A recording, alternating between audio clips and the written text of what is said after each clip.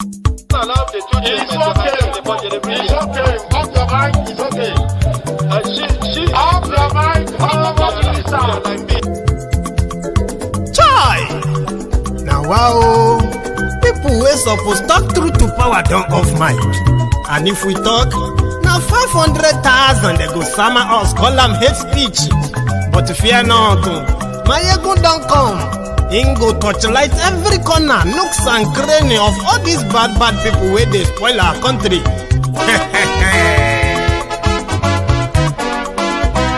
So my people make we laugh, oh, yo yo. Maiyegun don't come, oh yo yo. My people make we shout, oh yo yo. Maiyegun don't come, oh yo yo. Maiyegun don't come, man of the masses, oh yo yo. Maiyegun don't come, oh yo yo. Maiyegun Diary Politico, oh yo yo. Maiyegun don't come, oh yo yo.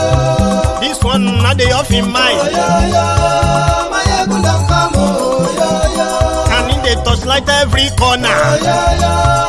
Maiyegun don't come, oh yo yo. Okay, some people be they holla say they want the power. Chai, them be promise us say we go get light and power. Them hustle sote they can't get the power. But now they know they do anything with the power. Every day, dollar just they get the higher power over naira. Still them talk say make we off mind. But thank God say Maiyegun don't come. So my people make you loud, oh yo yo. Maiyegun don't come, oh yo yo. My people make we shout, oh yo yo. Maiyegun don't come, oh yo yo. Maiyegun don't come, man of the masses, oh yo yo. Maiyegun don't come, oh yo yo. Maiyegun Diary Politico, oh yo yo. Maiyegun don't come, oh yo yo. This one not they off in mind, oh yo yo. Maiyegun don't come, oh yo yo.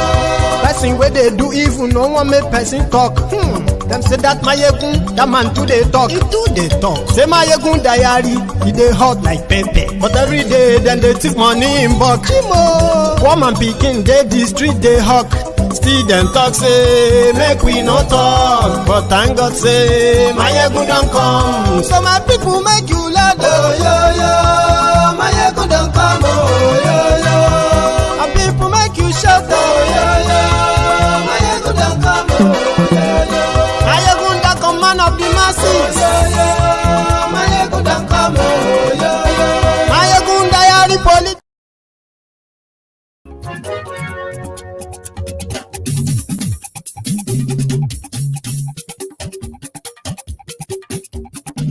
Maiyegun làwa mọ̀ làmọ̀ tó dòdòdò. Maiyegun Diary, Maiyegun number one.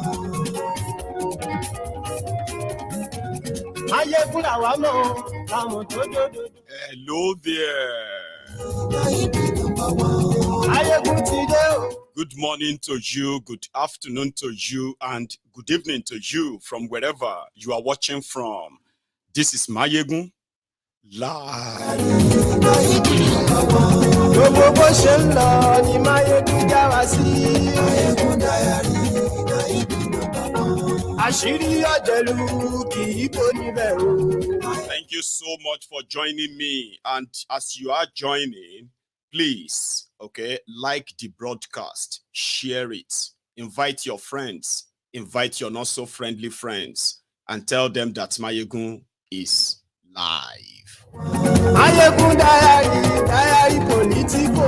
Maiyegun Diary, Maiyegun number one. Godfatherism, kò sí lọ́rọ̀ Maiyegun. Maiyegun Diary, Maiyegun. Innocent Obi, my brother, just seeing your comment there where you said you are watching from the hospital. A speedy recovery for you, brother. Get well soon.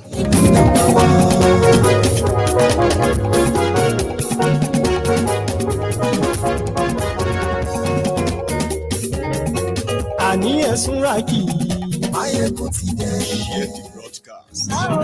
Maiyegun ti dé. Ọ̀jẹ̀lú ẹ̀sùn Raki. Maiyegun ti dé. Àní ẹ̀sùn Raki. Maiyegun ti dé. Lórí Facebook. Maiyegun ti dé. Àní ẹ̀sùn Raki. Maiyegun ti dé. Buhari sold Nigeria and sold the future of Nigerians. APC, Egbekegbe, destroyed Nigeria, and their vuvuzelas helped them to ruin Nigeria. Absolute nothing is left, and Kolu is about to regret spending this much just to be rigged in as Nigeria president, probably like an undertaker. Me, Maiyegun, I will speak to you directly tonight like a layman. Forget all the economic jargons. You will understand this, what they have done to Nigeria. Please share the broadcast.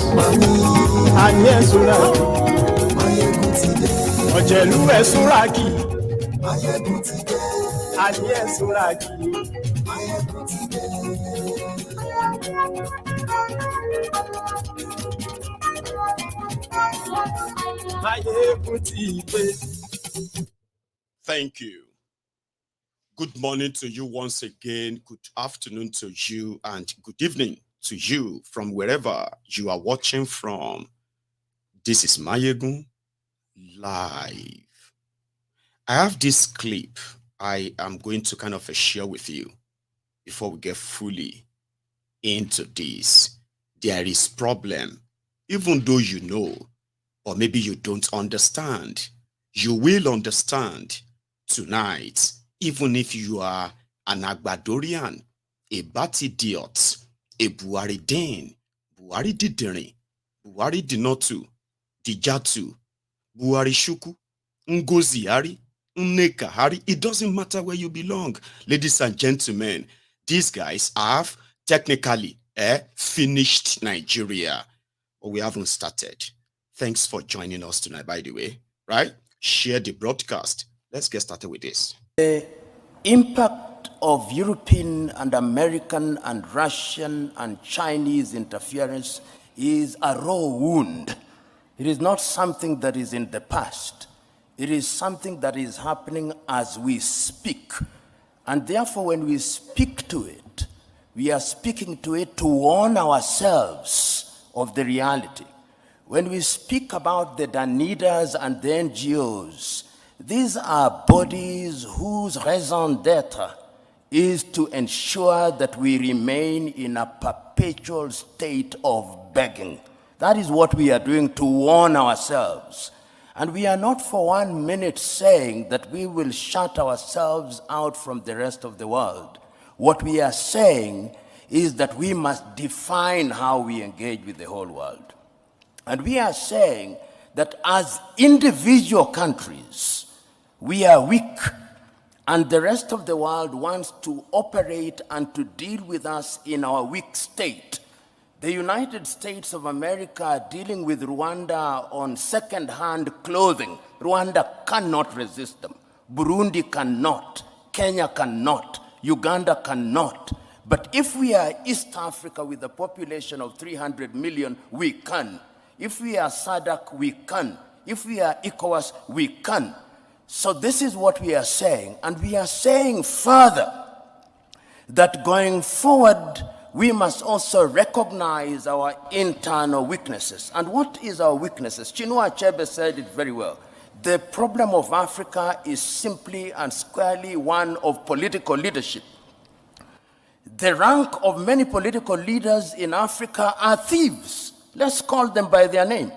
They are thieves. They are individuals who are not interested in the interest of this country. And as long as we continue electing such individuals into positions of power across Africa, they are going to be manipulated. What then is the responsibility of the citizenry? The responsibility of the citizenry is to make demands. The chairman here, I hope he has received the several letters that I have written to him. I've written several letters to his organization talking about the role of the African Union in peacemaking. I wrote to the chairman only last week about the situation in Sudan, saying we must solve our own problems. And I want to see a crusading African Union.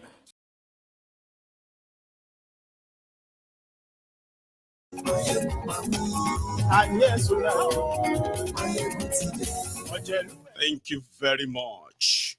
And you are welcome to the Temple of Truth tonight. The headline or the rider for this video is the latest release.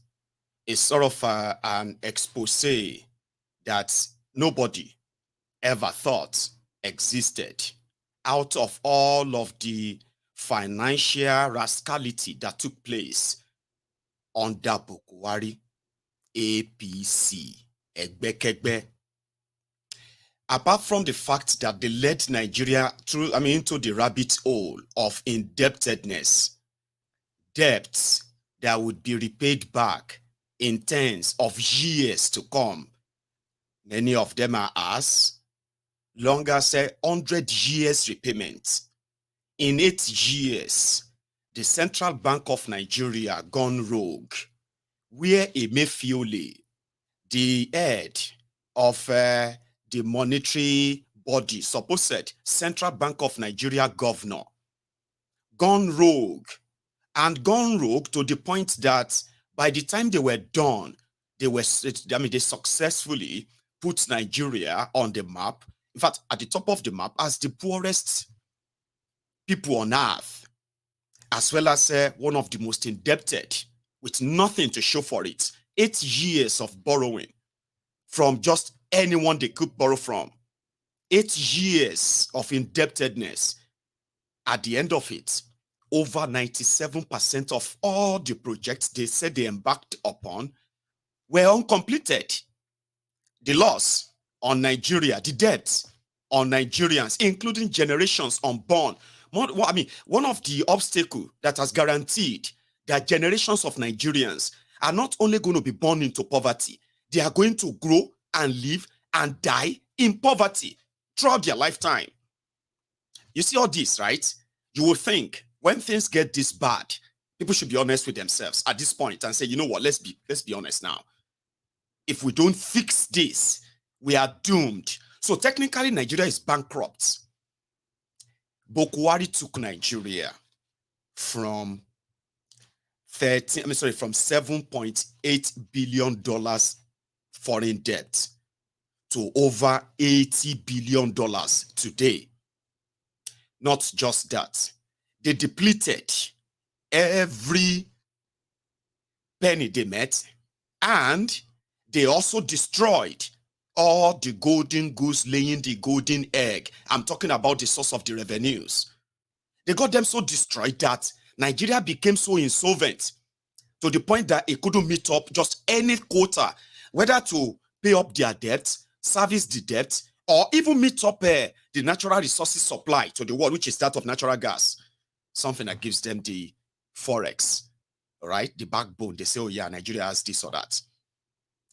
Buhari met Nigeria foreign reserve at $35 or so billion. At a point, in fairness to them, they reported that they have increased the foreign reserve of Nigeria to 40 billion. But that was a momentary propaganda because it didn't last. Nothing to really show how they made that money. No explanation. But yeah, they cooked the figure and published that. But what they didn't tell Nigerians was that under Buhari, they moved or signed a bill or something like that then gave the full autonomy to Central Bank of Nigeria. That is to manage the Nigerian foreign reserve.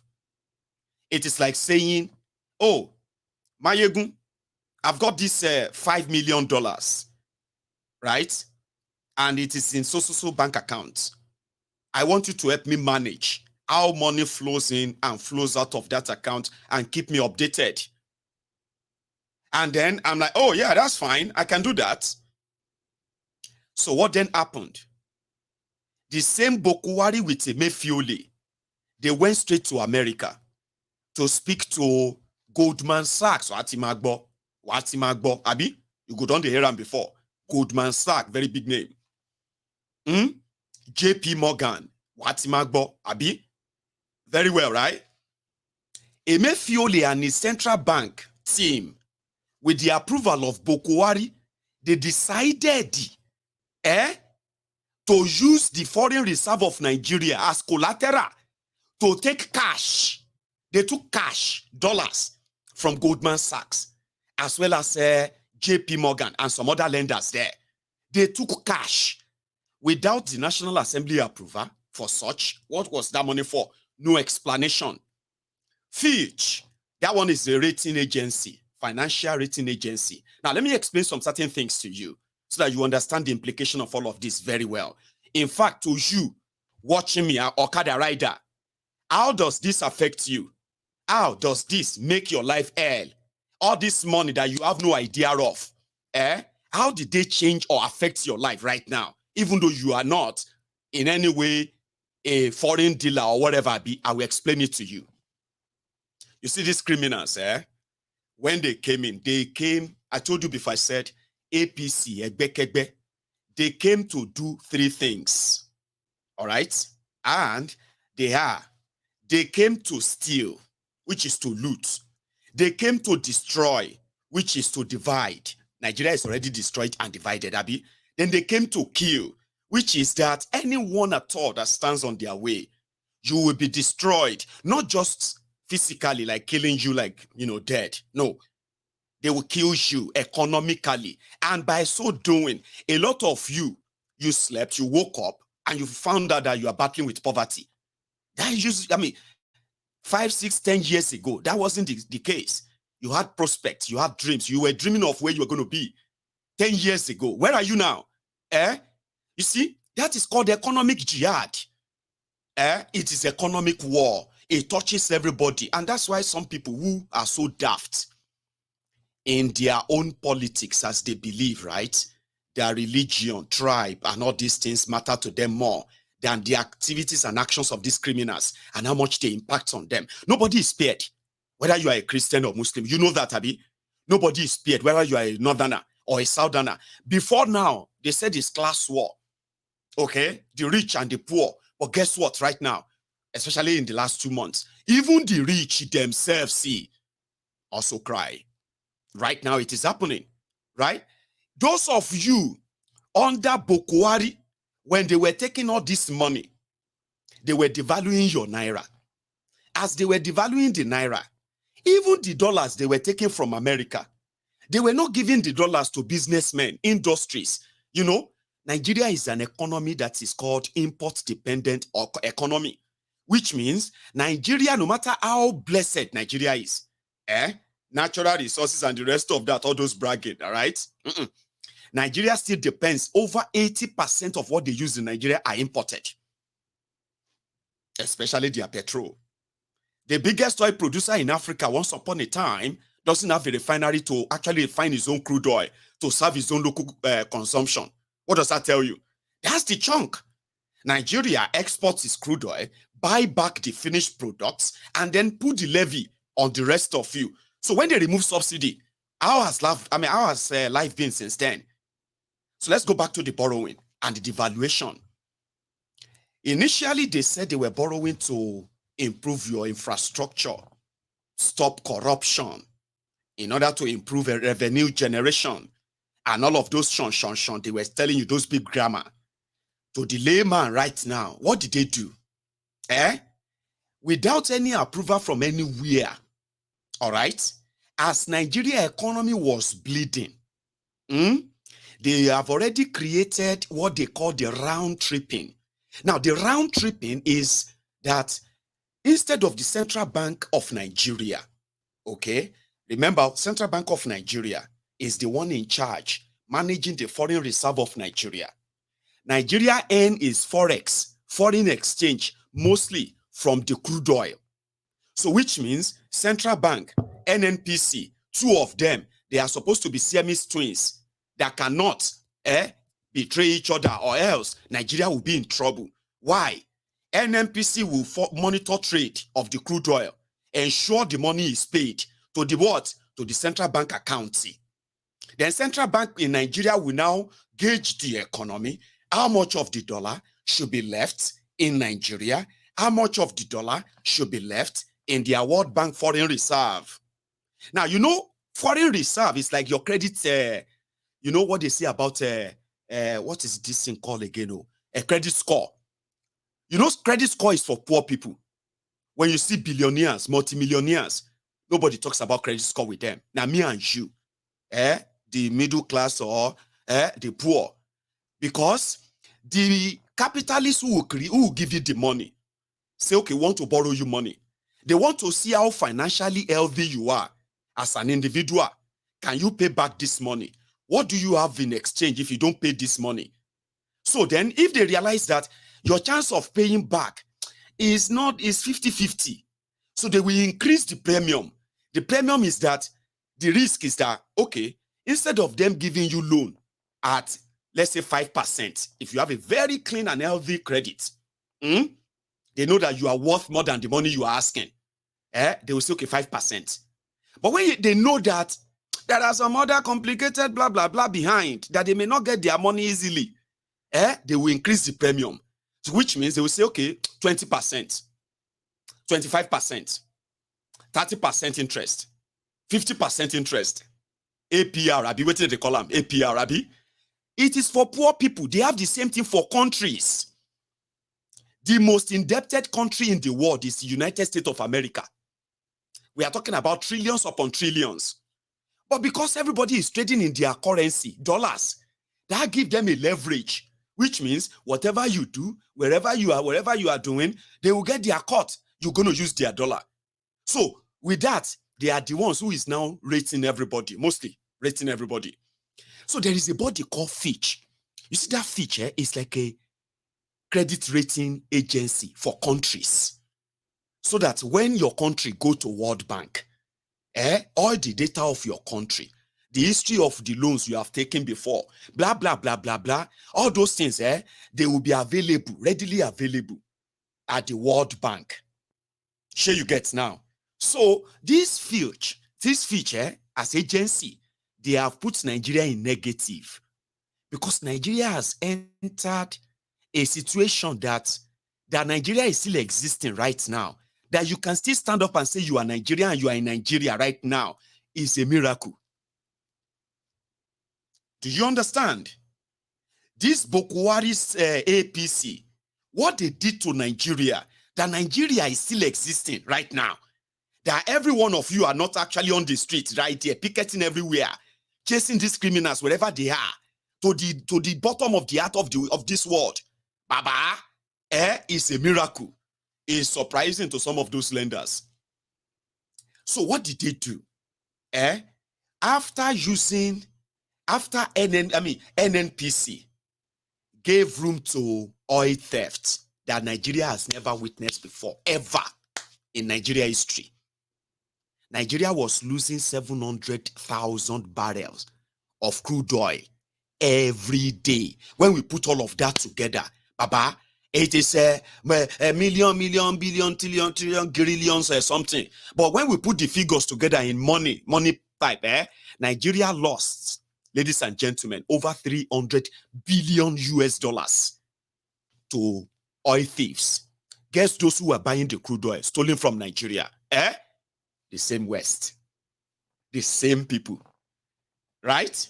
Anyway, the same people who are borrowing us money that realizes that Nigeria cannot even pay back the loan. What Nigeria is doing is Nigeria is now servicing the loan. You know what servicing means? It simply means that, okay, you are supposed to pay back 100 naira on your loan. So I will be deducting it from your loan. But the total revenue that you have, if we should take that, you are going to need about, put it this way, you're going to need like 200 naira, which means the money you are making is not even enough to pay back or to service to pay your loan. So what happened? You can then make an arrangement that says you will be paying the monthly interest, supposed monthly interest, and even that monthly interest on that loan is taking about 98% of your entire revenue in your country. Why? Because the major source of your revenue has been let loose to oil thieves. So the forex that you need to shore up your foreign reserve to improve your credit rating so that when you go borrowing, you will not go sorrowing that much. The percentage of the interest will not be that high. So as Nigerian foreign reserve, they reduce, so is the loan interest increasing, including the condition that you will need to go and devalue your money. Remember that already, without the creditors telling them to devalue Naira, they themselves have already created a corrupt pipe called round tripping, where middlemen, central bank was supposed to give money to the banks. You, whether you want to go abroad for your BTA, and you need BTA, basic travel allowance, whether you want to go abroad for schooling and you need dollars or whatever, all you have to do normally is to walk into your bank, and the bank will tell you, this is the exchange rate. And then you pay the Naira equivalent, and then they put the money wherever you want it to be, give you your receipt, that's it. But that wasn't it. The middlemen, who are mostly APC, Egbekegbe recharge card seller from Katsina, Daura to everywhere, that suddenly overnight turned to multi-billionaires. That's how they became billionaires. So they were those who are now receiving the dollars from Central Bank of Nigeria. They are now those who are now choosing how much they will sell the dollars to the banks or bureau de change. So just like pandemic, Nigeria Naira jumped from 160 Naira to $1 official rate to over 500 Naira to $1 official rate, and similarly from 199 Naira to $1 to over 700 Naira to $1. All this happened under these guys, but we didn't know that behind the scene, the negative financial report on Nigeria also came with some other conditions that led to that. They have used the foreign reserve of Nigeria as collateral to collect $13.8 billion from American creditors. The question now is, what did they do with the 13.8 billion that they collected? Because they use your foreign reserve as a collateral. Another thing, from 2021, the foreign reserve of Nigeria has been witnessing the monthly decline of over $400 million. You should also kind of look into that, Abby. Yes. As by the month of August 2022,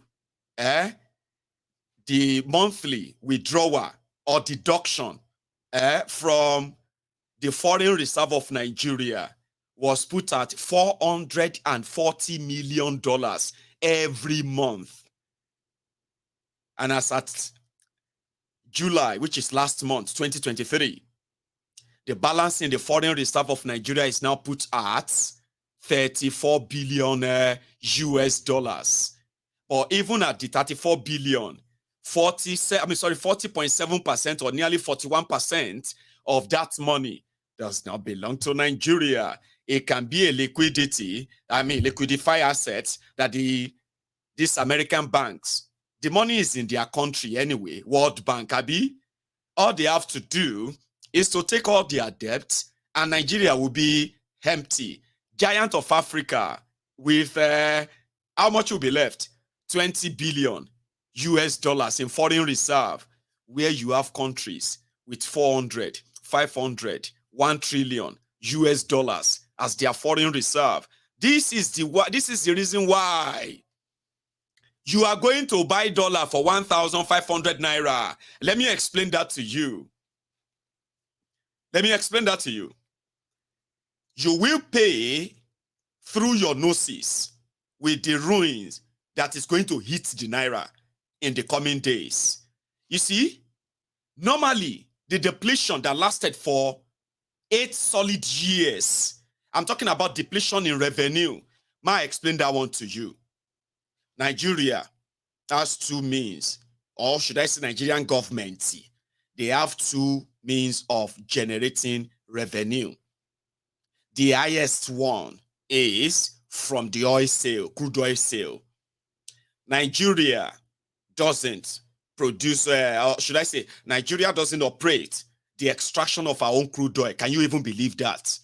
American companies, European companies, they are there in Nigeria with their own machines and everything. They are those who are extracting the oil, taking their cut, paying royalty to Nigeria. By design, Nigeria is actually losing 50% of what Nigeria should be making from our own crude oil to production alone, which is those who are involved, they take their cut.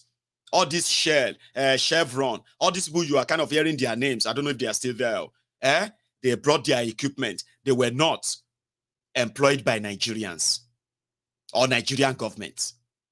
Kind of put that in mind, though. So when they pay this royalty, Nigeria still make a lot of money. But that money will need to come after the sale of the crude oil. So when this money is coming, it goes straight to the Central Bank of Nigeria. And that was when they usually spend the money based on the budgeting number, kind of. I'll explain that too.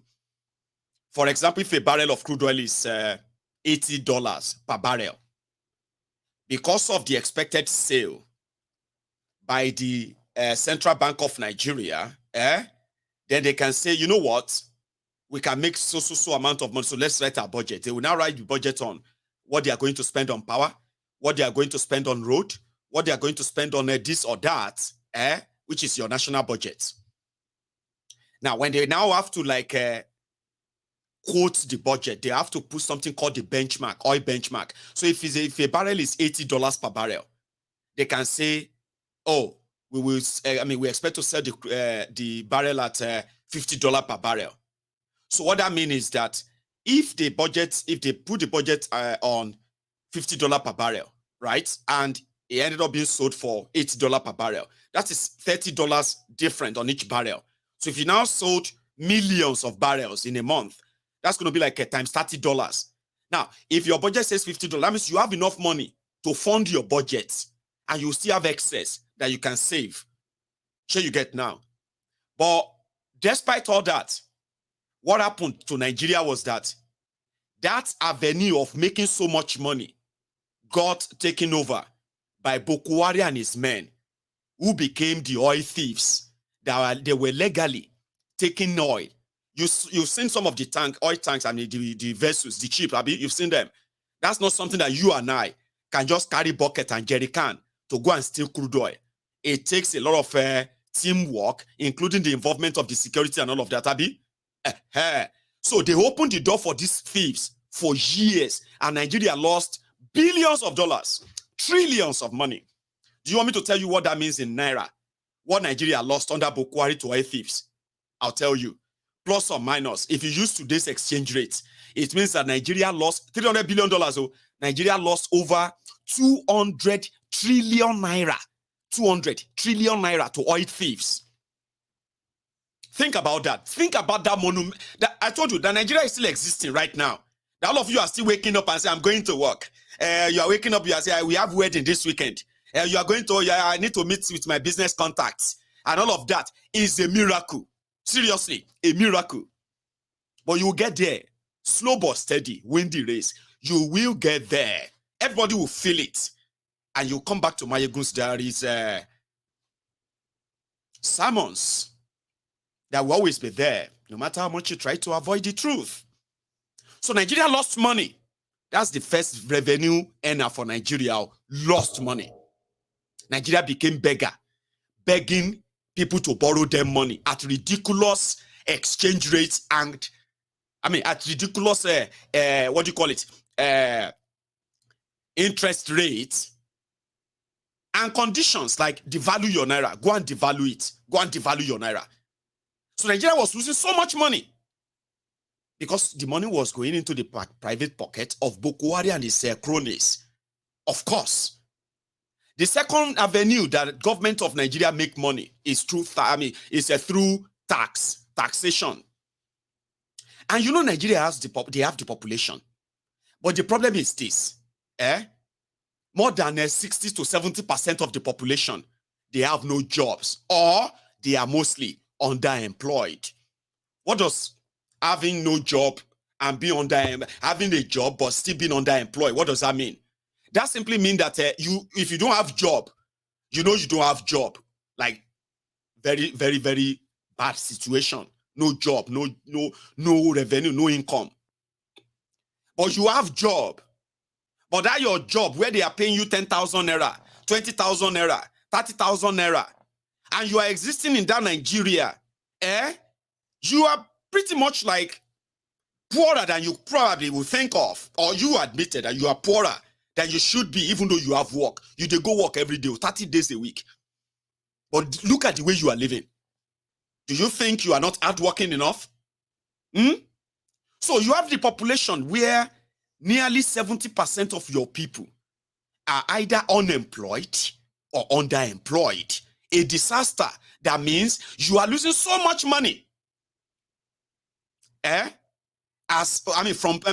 are losing so much money or tax money from able-bodied population, active population that should be working, people that should be busy. They are not. Docile. Devil's workshop. I mean, what did they call that thing again? They said the poor man said, no, I forgot that. Something like empty hand or something like that is devil's workshop or something like that. Anyway, you get what I mean? 70%. You are losing a lot of money there. And as the population keeps getting poorer and poorer, the bracket of people who are paying taxes continue to close and close. You are losing so much money. So Nigeria has lost so much because of the incompetence and corruption of these criminals. Idle hands are devil's workshop. God bless you. Idle hands. Today, the most lucrative Bambi Allah job in Nigeria today is to be a politician, seller, lapdog, ass licker, crumb eater, crumb chasers, or ricer, whatever you can be. That is the most promising job for some of the young people in Nigeria today. Technically, they can't do anything. How? What do you want them to do? So they waste the life of generation. Millions of young people, 10 years of their lives has been used to play Oludo, bear. So Nigeria is not making money. So what would they do? They started borrowing. They were borrowing like drunk sailors. Like everywhere they could see, they were borrowing, stealing here and there. They wanted to steal the money from dead people too. When they realized that over 4 trillion naira is currently lying fallow, dormant, in dormant accounts in Nigeria, dead people money, they still want to take it. They say we can take it and pay it back. They never pay anything back. They can't pay anything back. They've taken everywhere that makes money for Nigeria legally. They have already taken charge of all those. Nigeria is not making anything anymore. The criminals are roaming about, but using the Nigeria Foreign Reserve as a collateral to take $13.8 billion. Baba, that is the height of it. That is the height of it. But Emefiole is in jail. Buhari is in Daura. They are visiting him. They are calling him a leader. Kolu is lost. He's probably have no idea. Now, the dollar to a naira is nearly 1,000 naira to a dollar. Everybody is asking, what happened to the announcement made by Kolu's central bank acting governor? Show wani. The acting governor of Central Bank today is part of the Emefiole team that took all those economic decisions under Buhari, defended them. They removed Emefiole as the scapegoat, throw him under the bus. They appointed a member of a criminal gang as replacement. Now they announced, they said, we are going to unify. We're going to unify Naira and dollar. We're going to unify exchange rates. How would you unify? What are you going to do? You need a chunk of money. That dollar, you need a chunk of it to put that in those banks in Nigeria if you want to crash. Because apart from that, it will take you years to genuinely put Naira beside dollar and challenge it and begin to challenge it. That is the moment when Nigeria can actually produce what they eat, and bold enough to export them. Now let's talk about the devaluation. The devaluation at the time, I mean, you were doing your campaign. Tifnumbu had no explanation to you. He had nothing. Nigeria was in a hole.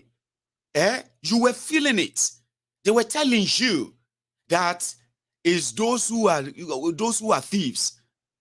They were feeling it. That you are only sacrificing from 2015 until a lot of you lost your businesses, lost your jobs, you lost your relationship. Some of you lost your marriages, and others, they lost their lives. Endure. Eforiti, gbogbo ori ti pa. Ori pa ton o tun ti nje wonu. Sorry if you don't understand Yoruba. They say endure. It go better. Use your head to Yoruba is so unique, by the way, right? I don't see how I'm going to kind of interpret this to you. I mean, kind of explain that what I just said right now in English, that it will actually make the proper sense to you. I'll try. You see, when they say that people should endure in Yoruba, it simply means that, kofioriti, use your head to continue to push it. It go better. So, the people that they told to push it, they are beginning to notice that they are already going bald. Everything, there's no gear anymore. They are using the air to push 8 years. Before they know it, they have started noticing some holes inside their skull. It be like, say, the skin are already peeling off. The bones are already showing. And the whole thing is already, the wear and tear of endure, wear and tear. Before you know it, Baba, hold on inside the skull already. That's what that means. Eforiti, oriti pa, oti wan dalu. 8 years, you know it, you feel it. There some same character came back and told you that they now found a magic wand to fix it. And you believe them. I was shouting like this. This is what I was doing for all those time. Telling them, how long do you have to lie to yourselves? Right? Now, let me explain some certain things to you about this devaluation. Okay? When the local businesses were kind of suffering, they said they were shutting the border in order for them to grow food. So that when they grow food, local farmers, right, will make more money and food prices will crash and all of that. That was the lie they told them. What they didn't tell the agriculturists in Nigeria, it was a good idea. Like, Nigeria has the best climate to grow anything. Nigeria can farm all year round. Nigeria is a place where people can farm all year round and keep producing. But you know something? These guys are not interested in any of that. So their investment in agriculture in Nigeria is just for the face value of it. Who are the agriculturists? Mostly those who actually produces the food we eat, the livestock, like farmers, poultry farmers, all of you, poultry farmers. You suffered. You saw a lorry. You saw a jibu. You enter this, my brother's area, in TV, in Benue, suffer, so lorry, so Ibadan. What the economic policies of APC did to you. Now, under them, they told you they have shut the border. But they didn't tell you that the singular import license for anybody to bring anything into Nigeria was given to Dangote. Only him. Until he got challenged. And they gave the second one to another one, Koshe Bua, Bina Bau, be something like that. Another. They didn't tell you that. But for those of you who they deceived that Africa Development Bank loan, 1.3 trillion naira, was available with free fertilizers to grow food in Nigeria. That was good. Good news. It was meant to be good. But what they didn't tell you was that you will only have it good if you have the peace of mind to actually toil the ground or toil the land and grow those food. They didn't tell you they were sending terrorists to you. I mean, that used to be the problem of northern Nigeria, right? Until it became the problem of the entire Nigeria.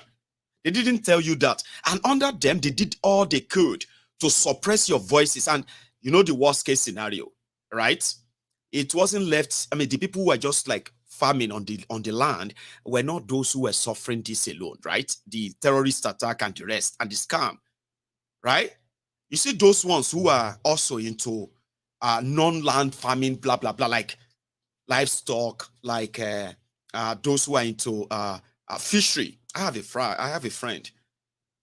His prospect 10 years ago was that if everything goes well, in 10 years' time, well, anyway, in 10 years' time, 10 years back, I used to think that this, my friend, should be a billionaire or very close to being a billionaire in 10 years' time. I'll tell you, his business strategy was so perfect. This guy was a self-made guy, okay, who put his resources together and then he invested in this fishery business. He was one of those first-generation fish farmers. And back then, when he sits and when he sat and it's like calculating his expenses, he will calculate the feeding, how to feed the fish and all that, what size and how much they sell each size, how do they recoup their money and all of that, and for how many space of time, okay, 3 months, 4 months, and all that. And same goes for those of you who are into poultry business as well, right? Livestock. So feeding your livestock and all of this seems to be the most almost the most expensive part of your business. So the smart ones, you know what they did? They started buying milling machines. They started mixing the food themselves. Not that they were only able to feed their own stock, they were also able to break the price enough that they were able to sell to others. Then Buhari happened to them. Okay? And the problem about businesses, is not like people don't do everything to keep their businesses running. But the the consumers, when the power of consumers has been cut so low that they can no longer afford a lot of things they usually kind of need. So as they are unable to afford, businesses also will be what? They will also be losing patronage, losing revenue, profit, and the rest of them. Things will be dragging. No be so? But you see, that things are slow can be a little bit managed by different categories of traders and all that. Not with those who would have to feed their livestock, quickly have to dispose them and sell them off, make their profit and restock, and do the same thing again and again. So when the wahala started, now the raw materials started with it. I mean, now the raw materials with the problem first. You know, this type of farmers, like the one I'm describing right now, corn, agbado, all these kind of grains, they are the most vital part of their meal for their stock. You know that, Abi? And once the price of their raw materials begin to go up, so would they have to like pass down the cost on the final product, which is their fish or their chicken. So gradually, my friend found himself struggling. Why? They have so much fish, but they've got no buyers. They've got to feed them until some of them started discovering the idea of grilling them. These are the ideas that are later coming with the struggle that came with Tifnumbu's and the APC, Egbekegbe's policies, businesses died. And today, they are still dying. And they are dying at the fastest pace that no one has probably seen before. And it is going to get worse. So ordinarily, you will think, if Buhari that they said is the best thing that happened to Nigeria after Agege bread, if he was what they told you he was, if he is what they told you he was, Abi, Baba, it would have been an ideal time for Nigeria to go to that foreign reserve and just take $10 billion cash, inject it into Nigeria economy. Yeah.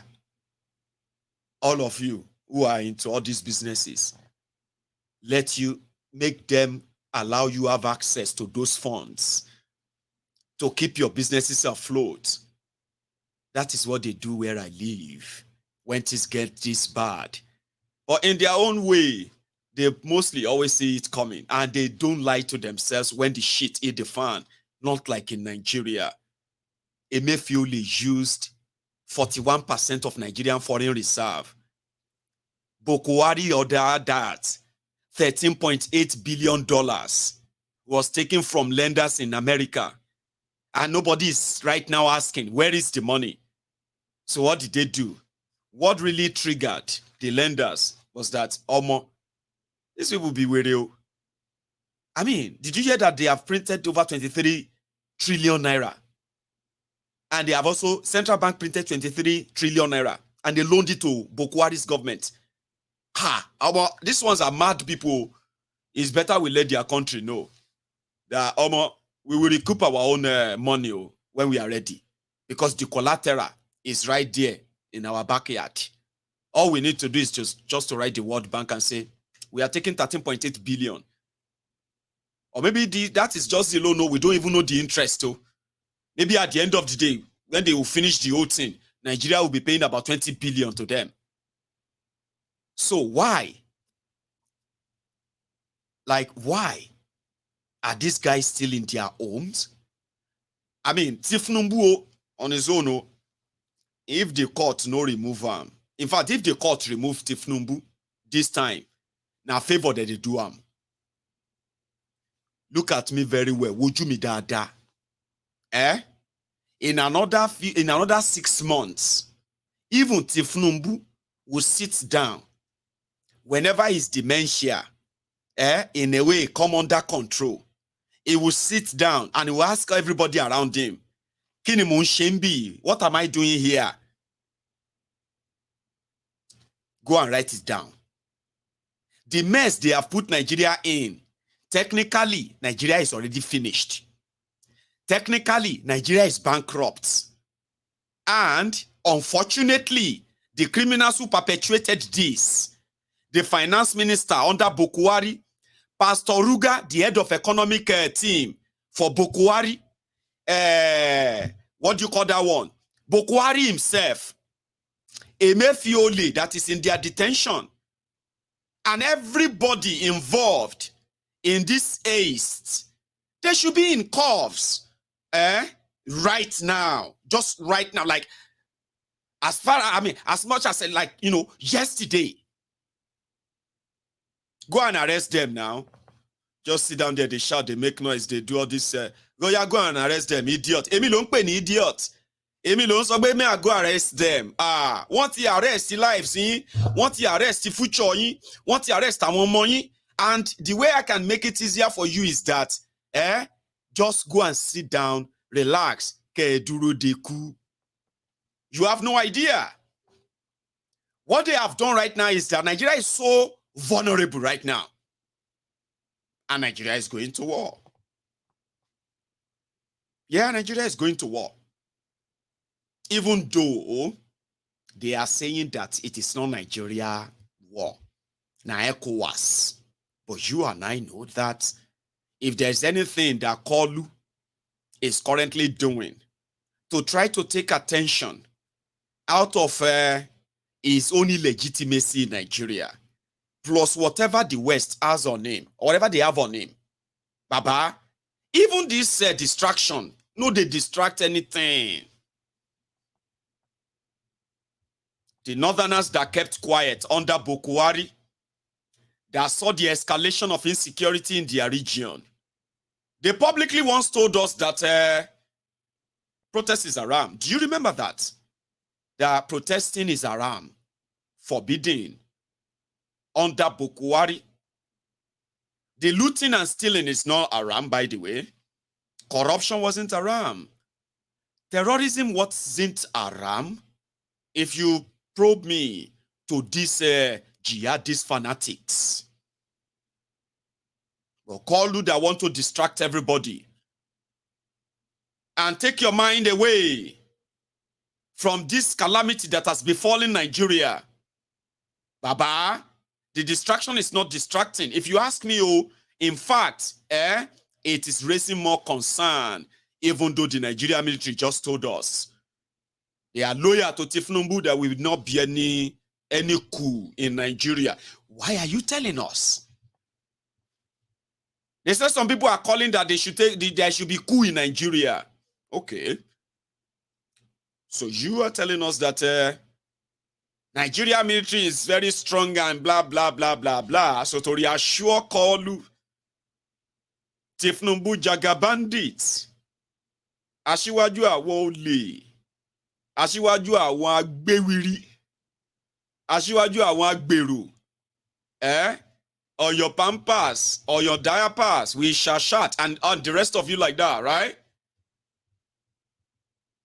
The distraction is not distracting, by the way, so I should remind you of that, because protest is no longer haram.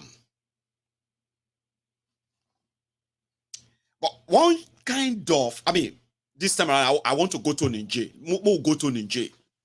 I wish I could say more on what is coming. They can tell you all lies, though. Okay, I think I still have one thing to say on that central bank stuff. Nigeria is broke. These guys depleted Nigeria, and they should cough out this money. They should cough out that money. They built themselves estates. They were buying properties in Dubai and all over the world with your money, borrowed money, printed money, and all of this secretly, openly, right? They should pay for that. They are targeting me and you right now. According to them, they are lying to Nigerians right now, telling them that the reason why the Naira and dollar, after their own announcement of harmonization, unification, and other nonsense, or shon, they put in it, right? They are now saying that those of you who are trading in cryptocurrencies, Binance and the rest of that, they said you are the reasons why the dollar and Naira will continue to go higher. They are telling their mumus in Nigeria like that, the economic mumus. They are saying that me and you sending money to Nigeria, not sending the money through the central bank so that they can take their percentage like they normally do, share the money and leave the people poorer and the country in debt. They said you and I who live abroad, diasporans, that remit over 34 billion US dollars to Nigeria every year. Show some respect to you, we really be you. That thing always kind of annoys me, by the way. You know, slave trade is over. Slave trade is over. But what about the modern slave trade? They destroyed Nigeria. Chased us out of Nigeria for those who made it. I know everybody then chased out of Nigeria actually ended up being able to pay back to Nigeria in the name of remittances. Paying off, subsidizing the lives of our people. The Nigerian system continue to milk and destroy. No opportunities. Here you get. So we save Nigeria, where your criminal leaders are looting Nigeria. Those criminals in Nigeria are taking the money out of Nigeria to go and buy properties abroad in the name of their family members. They spent billions of your money financing private and personal medical care for themselves and their families abroad with your money. Me, Maiyegun, that you are calling enemy of Nigeria, Nyashiri, I am one of those who are also remitting money back into that country, at least to save Nigeria from turning into Venezuela. You should have started attacking yourselves enough today that Venezuela will be like a small London to some of you, like you have in Somalia, thanks to Nigerians who are living abroad, the diasporans. So the Central Bank of Nigeria is kind of worried that the reason why the dollar and the naira will continue to, the reason why naira will continue to weaken and weaken is because that 34 billion US dollars that we remit to Nigeria every year should have come through them. So if it came through them, you know that cash, billion, even the crude oil in Nigeria did not give them that money because you know now, they looted it. They already stolen that anyway. So no amount of money they make from crude oil will ever amount to the money that Nigerians remit back into Nigeria from South Africa, from America, from Asia, from even Saudi Arabia, from Qatar, from all over the world. All of you are there. You see, when that money enter Nigeria, they are called diaspora remittances. When you look shelebi, and you weary ass slickers, crumbiters, all risers, political jobbers, who are singing the praises of your criminal leaders here and there, those who have contributed nothing to Nigeria, you jump on social media and say, what's your business with Nigeria? What is your business with Nigeria? Show some respect, right? You should show some respect. We know be your papa mate in that regard. Show some respect. Because if not for us, Nigeria would have been, well, I don't know. So that's why some people are saying that stop sending money to Nigeria. Stop sending. Okay, what are you going to do? What are you going to do? Your family members are also in that country affected by the same ruinous policies of these criminals that doesn't discriminate. Their policies doesn't spare anybody. And I've said that many times. Wherever you are in Nigeria today, if you want to be honest with yourself, right, you will agree no one is spared from this marginalization, discrimination, and this. Nobody, no area is spared. Now everybody there inside them. So yeah, show some respect. So they are targeting us right now. They say it's because of us. That's why the dollar and naira. What happened to your crude oil? What happened? How much money have you saved? They said they saved a trillion naira from your subsidy remover. Where is the money? Why is us? Why is it us? Are we those who have made it difficult for your industries to function than to be folding up? The manufacturing industry in Nigeria that need rejuvenation, the real rejuvenation that could create jobs, boost the economy. How much has your government invested in that in the last 10 years? That you can tell me. But no, point all the fingers. Everybody is at fault. Now you don't want Nigeria to be better. Now you people, they talk about Nigeria badly. Nigeria is gone. These guys have done things that if all of you actually understand what they have done, wherever you see them, you will do what is called citizen arrest. You go hold them, tie them hand and leg, and take them to the nearest police station. If they no prosecute them, you go pick up everybody where they try to prevent that. That is what you should be in the mode of. But you get there. Don't worry, you get there. They will push you there. And, videos like this will continue to remind you what they made you believe and what the truth is. And how did any of this affect you? That's what I do, by the way. I do that very well. I won't drink tea. So I'm going to go to Niger, where they want to distract you. But the distraction is not distracting. But the war is already at the 11th hour. I don't think anything will prevent it. Let's go to Niger Republic and the reactions. By the way, I was saying something about protest. It was Aram. But it's no longer Aram. The northern Nigeria are complete, Kano and Katsina, they are not in support of military invasion of Niger Republic, but they are not protesting against Tifnubu. Guess who they are protesting against? They are protesting against Christians. They are protesting against Israel. They are protesting against America and France and EU. They are blaming them for what is about to go down in Niger Republic. You see, those of you who are Christians who have suffered massive casualty under the jihadist Boko Haram's government for 8 years, You have been burying and burying and burying your own brethren. Oh. Now, this issue in Niger Republic that has to do with mineral resources, so uranium and petrol, crude oil, Jeje you joko, Jeje you sit down, no. These criminals in Kano, these jihadists in Kano, their protest says, now they cause the problem, we won't happen for Niger. Iwoma dirao, chongbo, Iwoma dirao, like they say, wait down my guy, dirao. May everybody, where they lie to themselves, begin to tell themselves that, Elmo, you are existing in a place that is not real. You know what people say? Nigeria is not real. Everything about Nigeria is not real. When you say something is logical here, put it beside Nigeria, it go no, you know, go make any sense again. Because Nigeria is not real. Iwoma dirao, ikupa. Pastor, oko ọlọ́pàá ó ń ṣọ́ pastor, àwọn àmọ̀jọ sticker ló ń ṣọ́ wa, àṣẹ kò rí pé orí wa ti burú. Ìwọ má dídá o, ìpápá ẹ̀dá orin, jẹ́ kí wọ́n báìbù tán jẹ, kò jẹ́ gbèsè àgbẹ̀tọ̀ àbí kò gbẹ́rì tí kò gbé tí a fẹ́ jókòó tẹ̀ra, gbẹ́rì tí bá yọ píù, àwòyí àárín. Mo mọ̀ ní pé wà nínú báìbù pé ìgbà tó fẹ́ mú Jésù kọjá ní àárín òun ògèrí Jésù, kí ni Jésù lò? Àfẹ́ rí ló lò. Ìwọ má dídá, ayé bàjẹ́.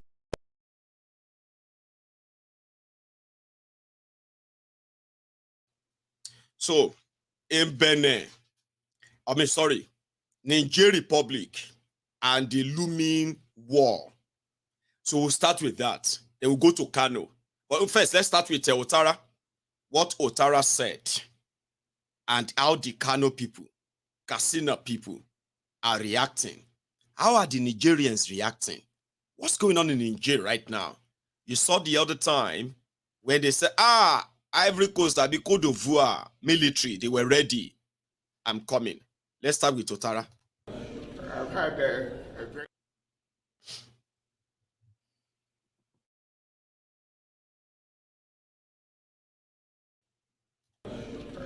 a very good summit. We thank President Tinubu for having invited us, for his hospitality, the hospitality of the people of Nigeria. As you're aware, this is the second summit in 10 days that we have organized on Niger. And this is a critical problem we have to solve. As you're aware, ECOWAS has taken many decisions in the past, legal and factual, about coup d'etats. And the community has always condemned coup d'etats. And coup d'etats have happened in many countries in the sub-region. ECOWAS has intervened in the past in Liberia, in Sierra Leone, recently in Gambia, in Guinea-Bissau, and today we have a similar situation in Niger. I'd like to say that ECOWAS cannot accept this. This is not a matter of Nigeria against Niger, not at all. The decision that we have made today, and I hope it will be implemented immediately, is a decision of ECOWAS. All the head of states think that we have tried dialogue with the putsch of Niger. We have sent delegation, high personalities like former President Abu Salami Abubakar, the Sultan of Sokoto, the Emir également, former Governor Sanusi, my friend, and many others, personalities in this important country, to talk to the people of Niger. But they're hosting, they're keeping President Bazoum as a hostage. I personally consider this as a terrorist act, and we cannot let this continue. We have to act. The position of Côte d'Ivoire, which has been endorsed by all of the head of states, and that we have been able to tell these putschists that their place is in the barracks. They should go to fight the terrorists. and not try to kidnap a democratically elected president. So we believe that this is for the credibility of ECOWAS. All of us are concerned and involved in this decision. So I'd like to thank my former president of ECOWAS, President Ambalo. He himself is a former general, but democratically elected now, to say that we want democracy in our sub-region. We do not accept, we will not accept coup d'etats. And I think these putschists must go. If they don't let Bazoum out to be able to exercise his mandate, I think we should move ahead and get them out. Bazoum is a democratically elected president. He should be freed. He should be able to exercise his mandate freely. Thank you very much. So before you go, are you saying this is the position that ECOWAS has decided after? Well, this is the position, as you say, I have to leave now, but there's a position most head of states who have intervened have endorsed. So I want to say, I want to insist, this is not a Nigerian affair. It's an affair of ECOWAS. And you know, Niger is part of the Monetary Union of West Africa, of which I have a chair. And this concerns Cote d'Ivoire on that account. So ECOWAS is even bigger. ECOWAS is nearly 400 million people, 240 million in Nigeria, 140 million in the West African Monetary Union. So this is 400 million people. If we don't have democracy, do you think that our countries will be able to move ahead? This coup d'etat is not acceptable. We should put an end to it. And I hope it will be unanimously that we'll put this to an end. Thank you.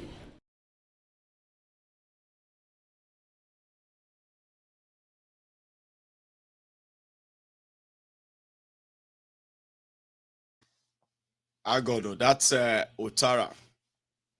Is full kind of a press charts on Niger.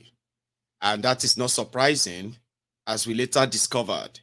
There are those who are in this video are suspected to be the Ivorian army. Ivorian soldier or Ivorian soldier. How do you pronounce them anyway? Let me see if I still have that. One sec. Right.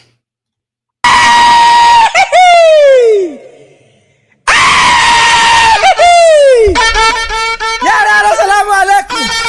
Manya durun waku. Ni da nau'i kasawa. Ni ku tambari a bani mai da keni. Ni ji kuma laliyar mutanen fada. Ni kura jiya kaura baban shawo. Akai akawo sai gabiya. Ni san kiyo sai tunku. Dogon zango sai cimola. Adaba anuka sai kalwa. Amma dankali sai juji. Ina mai girbe gidan mutanen custom. Babban gandu sai gayya. Kan daki sai an taru. Yaro ba daukan yaro. Wallahi sai da rungume.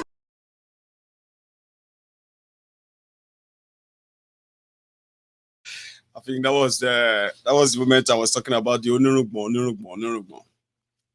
So which means they are ready. The Burkina Faso have also responded. The people in Kano, we're going to stop at that place first. Okay. So in Kano, people felt like, waiting with this now. Like, why would they actually check this? But their own protest is not, in fact, against the government of Nigeria going to war. It is against the Christians, against France, US, and others, okay? But in fact, let's kind of go into Niger itself, right? See what's going on in there.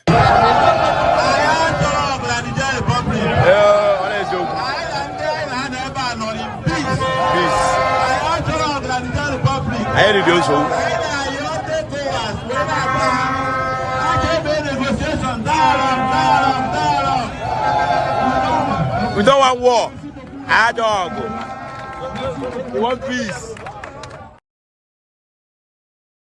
Nigerians in Niger saying we don't want war, we want peace. Like those are Nigerians in Niger. Okay. Then going forward, here is another one.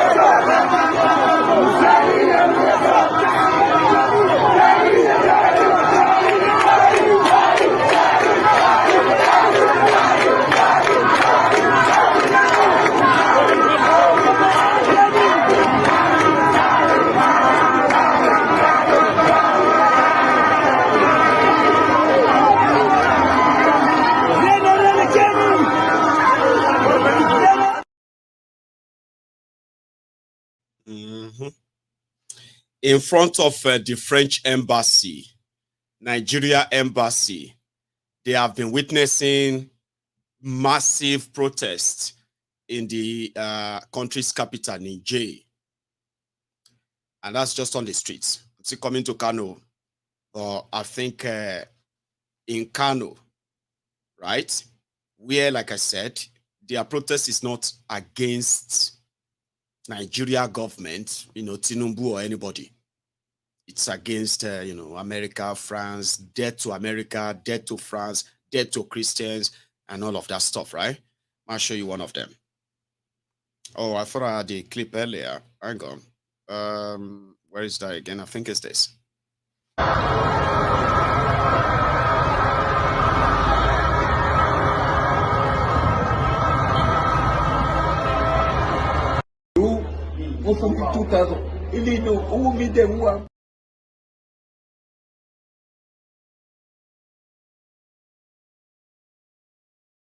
Go with my list. All right. So let's kind of go back to that Niger, showing the people of Niger themselves. And meanwhile, I need to give you a bit of a background, by the way, before we get to that part. So currently, in expectation of the invasion, they said more than 70 schools or have been shut down, that children should stay away. Okay. Hospitals, government buildings, homes and all that. 70% of these places have been cut off electricity. They don't have electricity. They can't use electricity in their their hospitals, in their labs, or whatever right now with what they have done. Okay. But to the Burkina Babes, right, or Burkina Babes, the Burkina Faso, they are also getting ready. Okay. And in this case, they said they would defend Niger in their word. Here. Ici, à rappeler que ça fait plus de 10 ans que le Burkina Faso, le Mali et le Niger géreront les conséquences négatives, conséquences socio-économiques, conséquences sécuritaires, conséquences politiques, conséquences humanitaires de l'aventure hasardeuse de l'OTAN en Libye. Bien entendu, se pose la question, si ça nous a pris 10 ans, accepter encore une autre aventure de la même nature au Niger nous prendrait combien d'années? On ne sait pas, 20 ans, 30 ans, 40 ans, 50 ans. Une chose est sûre, le président Goïta et le président Traoré ont clairement dit non, non et non. Nous n'accepterons pas d'intervention militaire au Niger. Il en va de notre survie. Et bien entendu, les chefs d'État du Mali et du Burkina ont pris la ferme décision de laisser des actifs et non des passifs aux générations futures. À l'endroit de la CEDEAO, nous avons deux messages. Le premier message, c'est que nous leur demandons très clairement de cesser d'affamer nos peuples. Nous n'avons pas besoin de sanctions. Je pense qu'il y a énormément accès de souffrance que nos populations traversent. Le deuxième message, qui est également un message important, nous apprécions bien les ultimatums. Je pense que la CEDEAO se trompe lourdement de destinataire. Il faudra adresser ces ultimatums aux groupes terroristes. Et ça fait 10 ans que nous attendons cela. Je pense que nous serons très heureux pour une fois que ces ultimatums soient adressés aux groupes terroristes. Ensuite, à l'endroit du peuple frère du Niger, ce sont des moments difficiles. Le Mali et le Burkina Faso ont traversé des épreuves similaires. Nous tenons à leur rassurer très fermement de notre soutien et de notre solidarité. Et restons résilients et stoïques, pour reprendre les propos de son Excellence le colonel Assimi Goïta. Tout ce qui est substantiel et positif ne peut s'obtenir dans la facilité. Et s'il plaît à Dieu, nous vaincrons. I was like telling them that nothing good comes easy. But we appealed to ECOWAS to at least don't starve our people. You are making it look like you are just going in there to go and tackle the military and remove them.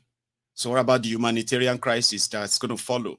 How about the already war you've declared, where our food supply and all of that to our country have been cut off, which is true. Those who are passing through Benin Republic, moving food, trucks, and all of them into Niger Republic, they have been cut off, by the way. I think I should share that with you before we go back to Kano. Trucks in their hundreds blocked for more than a week in Malanville, the border town between Benin and Niger. Following the coup in the landlocked Niger, Benin closed its borders in accordance with one of the decisions taken by regional bloc ECOWAS. Transporters in the border town now lament they've been hard hit. When you're packed like that, the insurance runs out every day. The technical inspection too, the papers are running out. Let's not talk about the food. How much are you going to eat in 2 weeks? The apprentices, you have 2 apprentices and they're going to spend 1,000 francs a day on food. Niger is currently facing sanctions imposed by ECOWAS, and that's biting the economy. One of them is electricity and the closure of borders with neighbors Benin and Nigeria. We left our families to go and get something to eat to feed our families. We're stuck. We're going on about 16 days today, and we're asking the African population to sort out their problems, to let us go through and unload our luggage and turn around and go back to our families in peace. ECOWAS on Thursday approved the deployment of a standby force to restore constitutional order in Niger following an emergency summit in the Nigerian capital, Abuja.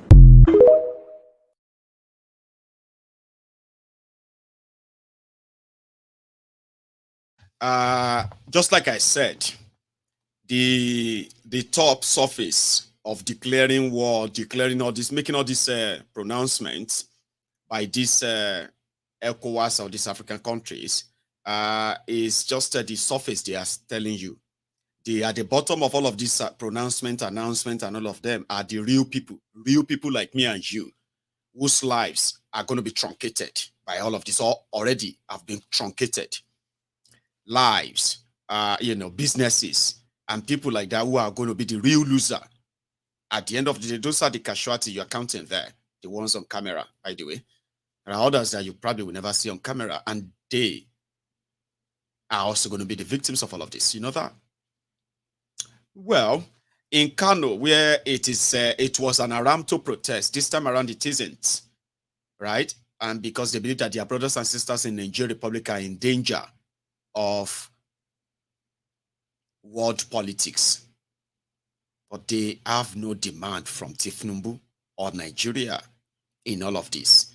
Other than we need peace, we need that, then debt to America, debt to this one, debt to that one, and all of that nonsense that they displayed. I'll show you. In Kano. I mean, from Kano.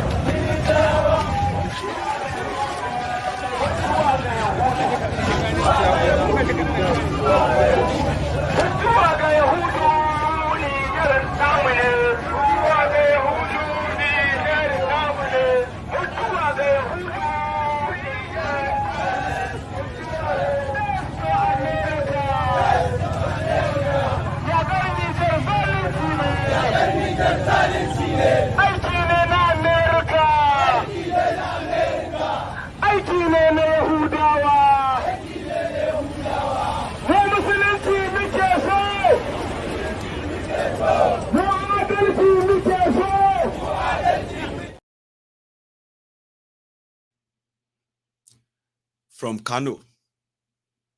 Some people are saying, why are they not protesting about the bad economy? Why can't they come out and protest against this hardship in Nigeria? Why are they not coming out to protest against the increasing killings in northern Nigeria since this Tifnumbu even come on, right? Why are they in all that stuff, right? People are just asking so many why. I'm like, just sit back and relax. The game is about to start, okay? You are still watching the, that stage where they will be kind of showing preface, trailer, this film, a long film. Oh, my long ago. So, now series, potential film, series. Oh, them a long ago. It's going to start happening. Like I told you, somebody said Tifnumbu will run away. No, run away. Because there is already precedents, right?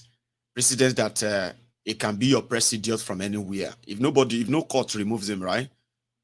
He can go to France like a Paul Biya of Cameroon. He can stay there for 1 year, 2 years. May not come anywhere at all. I'm talking about the real wahala that will make him feel like, what am I doing here? So you are the president. President Itani. How did that happen? Who allowed that? Sir, you are Mr. President, sir. You are president. So, yeah, I mean, how does he even pronounce it? He's a president.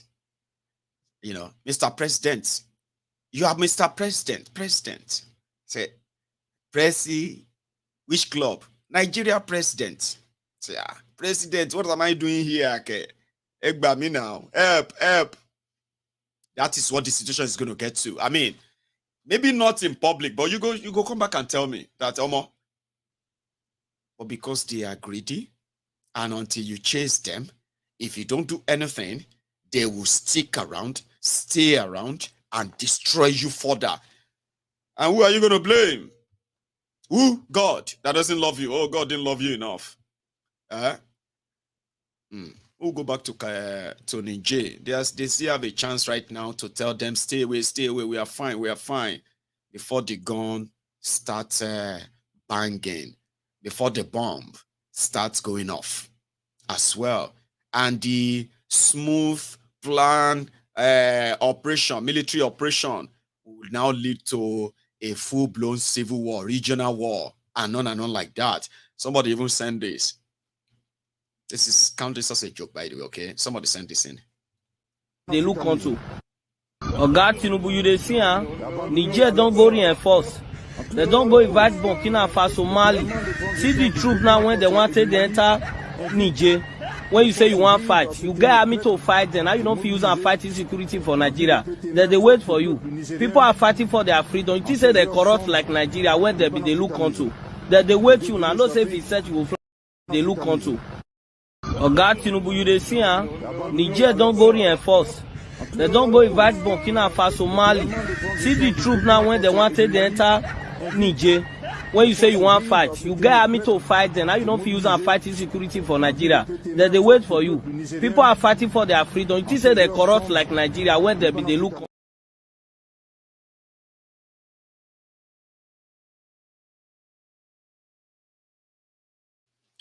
Like I said, somebody sent that in. And if that is the situation in Mali, near and then Burkina Faso, headed for Niger, then I can promise you that maybe this is not going to be a smooth military operation. Just remove them and put this one in. Remove this one, put this one there. It's over. No wahala, no humanitarian crisis, no fighting, no nothing. We'll find out in the coming days. We have fight today or fight no day. Everybody they flex their muscle. I saw another video where Nigerian army, they are doing training. They are doing training of shooting and all of that. Nobody gonna do a Sean. For where they shoot everybody. You are on your own. Survivor of the fittest. But the problem is that if you enter Niger, with these boys where they see for that Niger, if you enter Niger, you can't do mistake, can't enter one area. And they can't shout, say area. Say, Nigerian soldier don't miss road. Baba, rest in peace in advance. So I don't wish you that, but now your job, you get what I mean, right? How do you fight people like this? If they continue to say, please stay away, you've done enough war. I mean, you've done enough already. I mean, I'm just saying, if you go mistake, go carry gun, enter this place, I will learn here.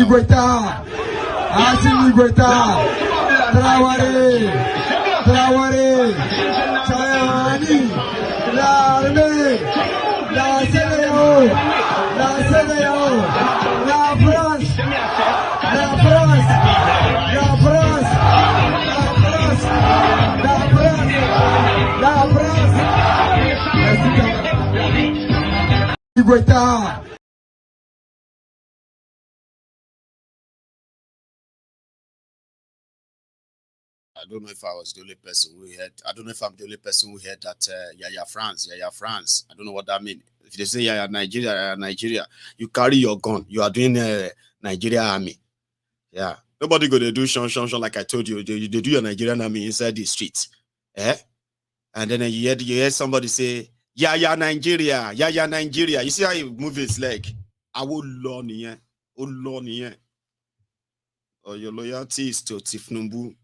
And he wants you there. I just hope that they don't go carry down my brother where they do NYSC, because they don't ask him me dressed like a soldier already. I hope they won't call him and say they've drafted my brother. The World War III in here. Imagine what they're asking them to do on this side. This has nothing to do with the jail. Or when they treat them like this, nobody reserve soldier with this.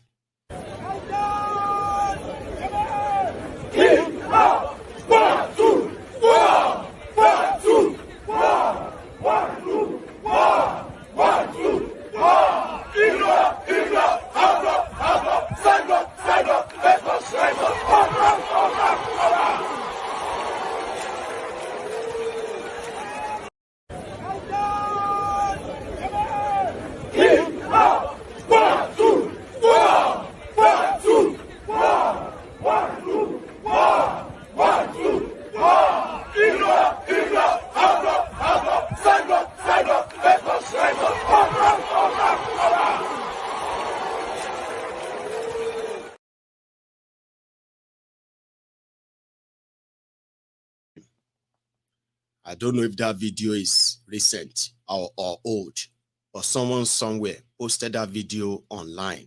And since that time, it has triggered my own PTSD about Nigeria. I've been calling that my brother. Thank God his number finally, he finally picked up his phone, this morning. As I say, if I call him until Monday morning, and the phone says this number is not reachable, that means they have dragged my brother to Niger Republic. Omo.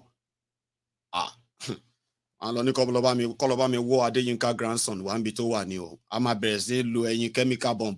I they go Nigeria be that. My brother go Niger. May they can go do Yaya Nigeria. Hey, Yaya Nigeria. Hey, as the guy they move in leg like that, they kick. Now every kick like that, now one person die with that. You do mistake, enter one area. They say Yaya Nigeria. You won't even understand. Oh Lord, pay attention to your family members because some of them, they are going to tell them that they are going to pay them in dollars. It's a special operation in Niger. Because this special operation be kokon I would law niye. They tell you they will pay you in dollar, they will take care of your insurance, this and that. The difference between you and soldier and the khaki, they will give you the original khaki, carry gun, give papa. We shall see again, Neil. But let's go back to that Niger Republic as they are already reacting, as you will see, concerning these developments in their country so far. They look onto. God Tinubu, you see, Niger don't go reinforce. They don't go invite Burkina Faso, Mali. See the troop now when they wanted to enter Niger. When you say you want to fight, you get army to fight them. Now you don't feel use and fight insecurity for Nigeria. Then they wait for you. People are fighting for their freedom. It is a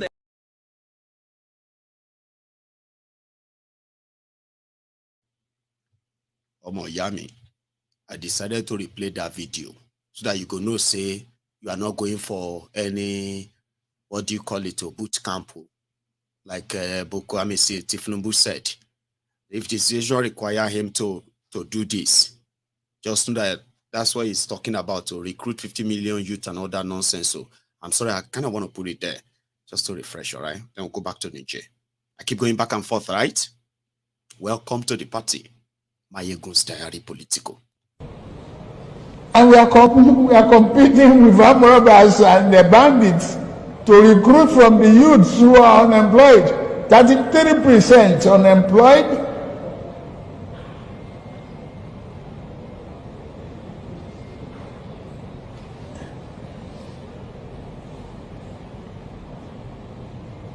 Recruit 50 million youths into the army and the other thing.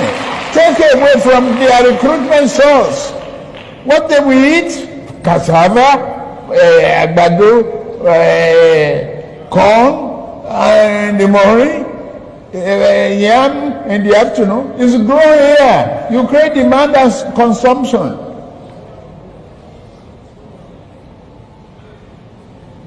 For over 5 million army of boot camps. We create our food. That's money for the farmers. That's consumption for the soldiers and skill development. Don't call them illiterate. Don't talk about illiteracy. Anybody who can own gun, who can handle gun, who can cock gun and clean the chamber and cock and shoot is technically competent to repair a tractor in the.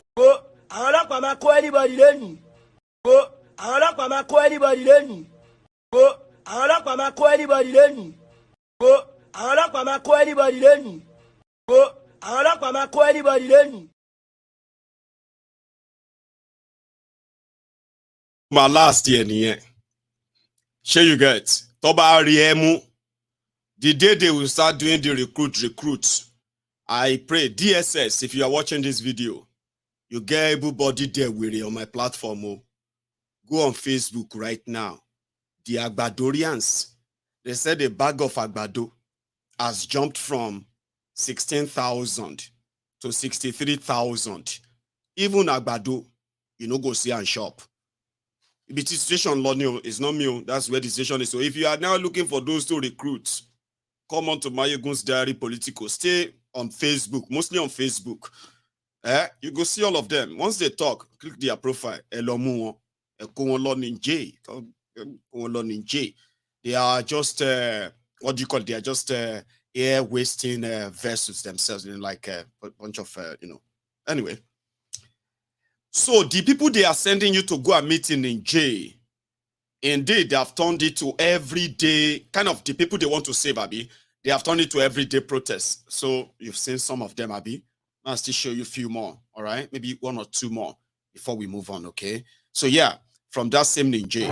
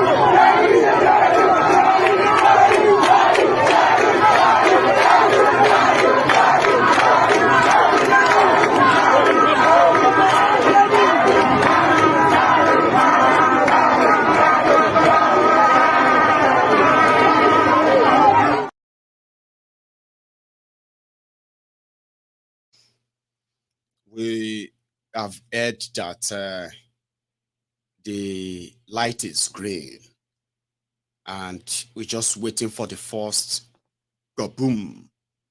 There is no report that any military, external military, uninvited military have entered Niger.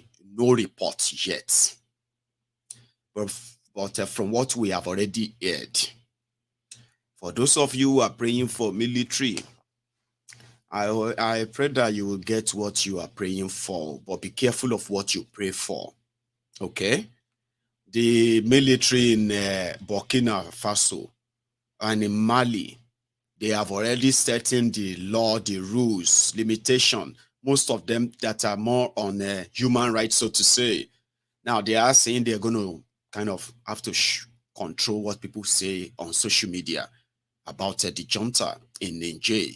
So, which simply means that as they consolidate their power, their rule, they will need to dish out some of these usual draconian military orders that they call, and they don't care.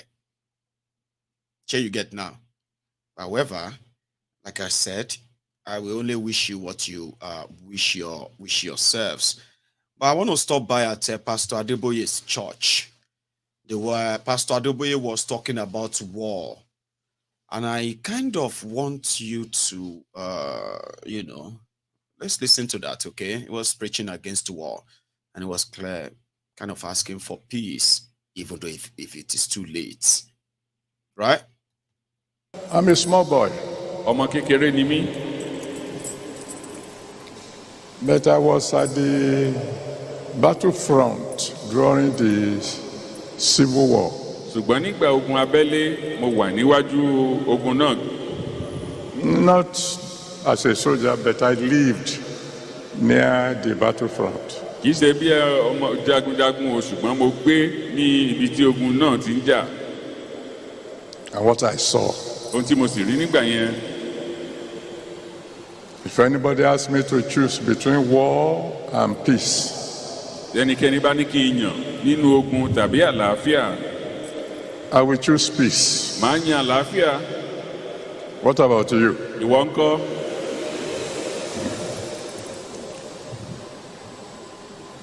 And we are already fighting many wars. Ọ̀pọ̀lọpọ̀ ogun la sì ń jà lọ́wọ́lọ́wọ́ bí a ṣe sọ yìí. In Nigeria. Ní orílẹ̀-èdè Nàìjíríà. We are fighting wars against kidnappers. À ń jà ogun lọ́wọ́ pẹ̀lú àwọn ajínigbé. We are fighting wars against terrorists. À ń jagun pẹ̀lú àwọn tí ń dẹ́rù bani, tí ń dún mọ̀húrú mọ́ ni. There are still places in Nigeria today. Àwọn ọ̀pọ̀lọpọ̀ ibi ní bẹ ní orílẹ̀-èdè Nàìjíríà lónìí. That when people go to bed, they are not sure they will not be killed before tomorrow morning. Nígbà wọn bá lọ sùn, kò dá wọn lójú bóyá wọn ó jí sáyé lọ́la. We are still fighting wars. A sì ń jà ogun pẹ̀lú bákan náà. Against some people. À ń dojúkọ àwọn kan láti jà ogun yìí. Who feel that if you are a farmer and you plant. Tí wọ́n lérò pé tó bá jẹ́ àgbẹ̀ tó dáko. What you have planted is food for their cows. Tó jẹ́ wípé wọ́n rò wípé ohun tó gbìn yẹn oúnjẹ fún màálù wọn ni. And if their cows come in to eat your harvest. Tí màálù wọn bá wá jẹ ohun tó gbìn lẹ̀. And you complain. Tó bá wá kùn. They kill you. Wọ́n pa ọ́. We're still fighting war against hunger. A sì ń jagun pẹ̀lú ebi bákan náà. And so on and so forth. Àti bẹ́ẹ̀ bẹ́ẹ̀ lọ. We are fighting some serious wars. Ọ̀pọ̀lọpọ̀ ogun tó le gidi là ń jà. And surely we don't want more wars. Bákan náà a ò fẹ́ fi kún ogun tí à ń jà yìí. We want to win the ones we are fighting. Èyí tá à ń jà náà a fẹ́ borí wọn. And we don't want fresh ones. A ò sì tún fẹ́ fi tuntun míì kún. Whether within or without our borders. Bóyá lábẹ́lé. I'm a small boy.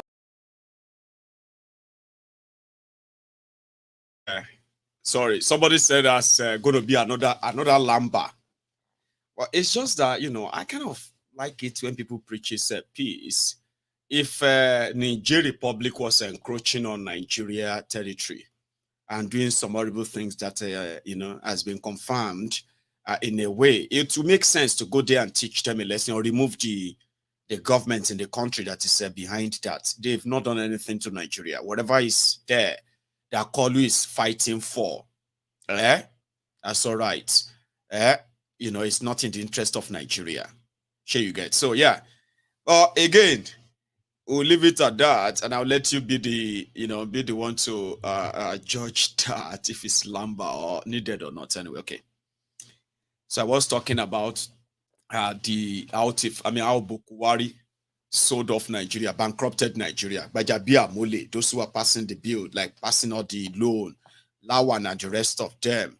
Well, Baja has become the chief of staff to the current Tifnumbu, the Escobats, okay? Lawan is sitting down there in one of the committees in the Senate after all that rubber stamping tenure, you know, of his. Now, all those who committed this crime, they, at the last minute of Buhari's government, do you know what they did? They moved motion after collecting 15 billion, what do you call it? One moment, yeah. So after somebody is repeatedly calling me small boy in that comment section. Are you being sarcastic, or is that your usual because I mentioned Adeboye and suddenly I won't understand? No, they call me small boy like that, oh. Sure you get, not even sarcastically. There are moments that sarcastic or anything like that can be very funny. At this point, you don't drop a comment and call me, oh, Maiyegun small boy. It's better you put a quote on it and say, no, it's not from you. You are just quoting somebody. Some of you, sometimes, you know they get sense. You know when what is a play or what is not play. You are like sitting down there calling me small boy. Show mad in it. You know, they don't when sarcasm is kind of make sense or not. You are repeating it. I have to see it about 4 times. And a small boy. Anyway, so I was talking about how Buhari and the rest of them, right? How they, sold Nigeria off, bankrupted Nigeria, right? At a point, somebody actually told him, sure you get. Somebody told him and said, look at the state, look at the status, look at this, look at that, look at that. We're Buhari, the one they told you that you should be patient, endure. Do you know what he used to? I'm going to play you the video. Here, Sheung was in fact reading this stats to Buhari, to his face, so Diwiri. Our debt stock at the time was about 12 trillion. Now it is about 32 trillion. Inflation rate was about 9%. It is now sitting about over 15%. Unemployment rate was about 8.19%. It is now 33.28%. Exchange rate was about 197 naira to a dollar. It's way over 400 naira to a dollar.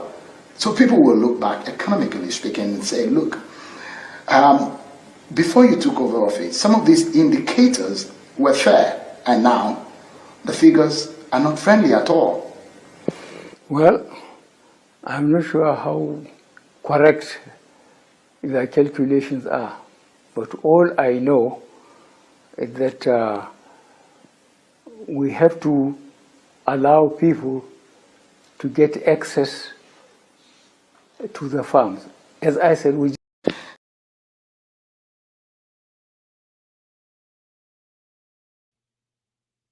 you heard that, Abi? That's Buhari in his element.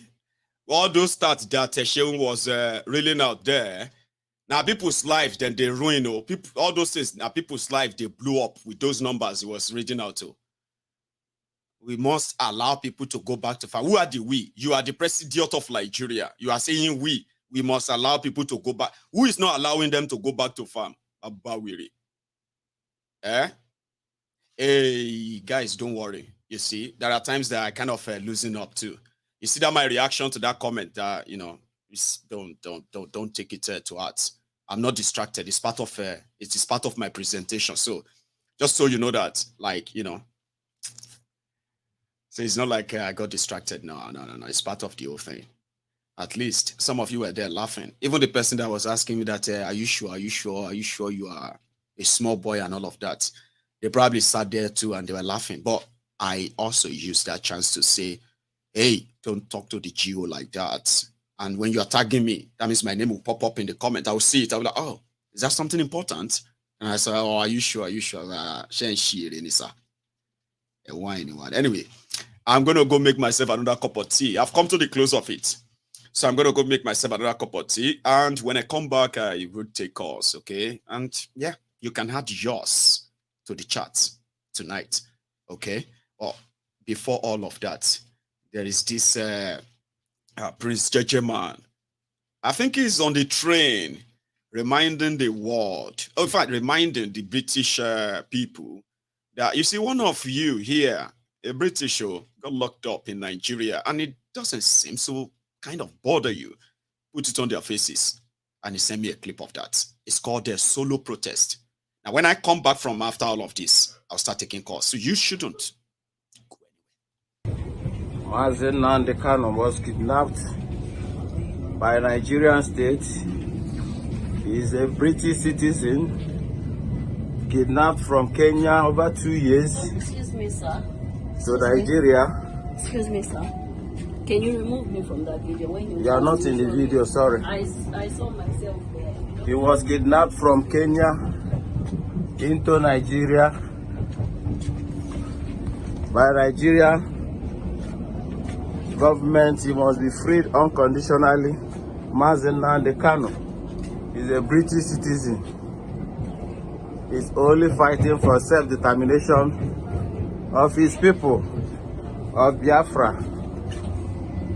Over 5 million Biafrans was killed during 1967 to 70 genocidal war by Nigeria. Till today, that has been hidden, and today Nigeria continue to terrorize the people of Biafra.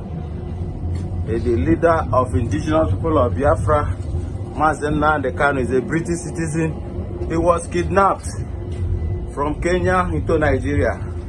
The court has set him free in Nigeria. The UN court has set him free, but Nigerian state still kept him unconditionally.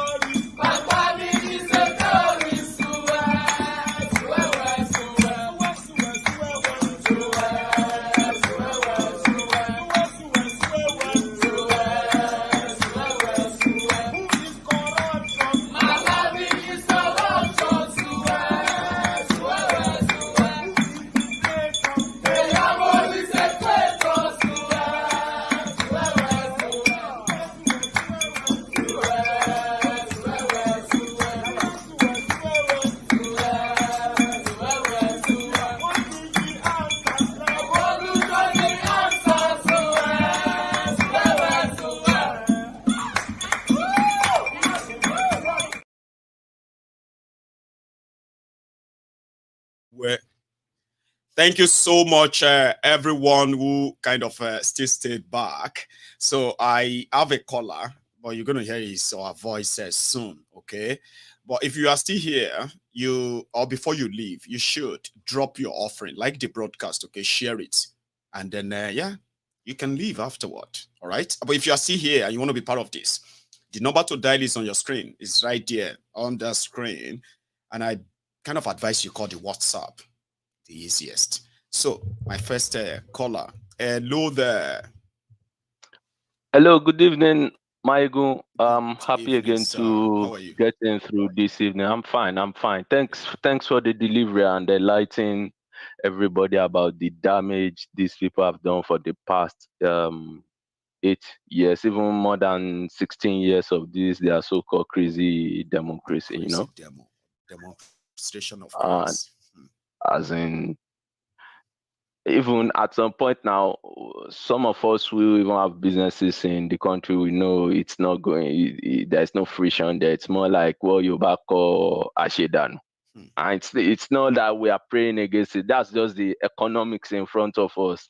And I can see the desperation, because when a country has more or less mortgaged this reserve, at the end of the day, they want to do everything in their power to play into their puppets, and maybe they could give them some, what's it called? Is it called loan forgiveness? And now that's what they can do to them. Say, oh, let's give them loan forgiveness so that they can forgiveness. We can improve their credit rating, and we can load them with more loans. But at the expense of who? People's life, the ordinary citizens' life. Already they've started stopping, what's it called, food importation to these countries. Who is going to suffer? At the end of the day, we'll see another generation of Kwashoko infested people, and will be in the Western media. And you know how these people have this, their, what's it called, their sarcastic way of putting things at you, you know? I know. And I don't know. At times you start asking yourself, is it that these people, well, is it that they did not even do well at school, such that they don't even understand the way the countries in Africa were created and the way every ethnic group is interconnected across all borderlines, you know? And I'm not surprised what the Northerners are doing.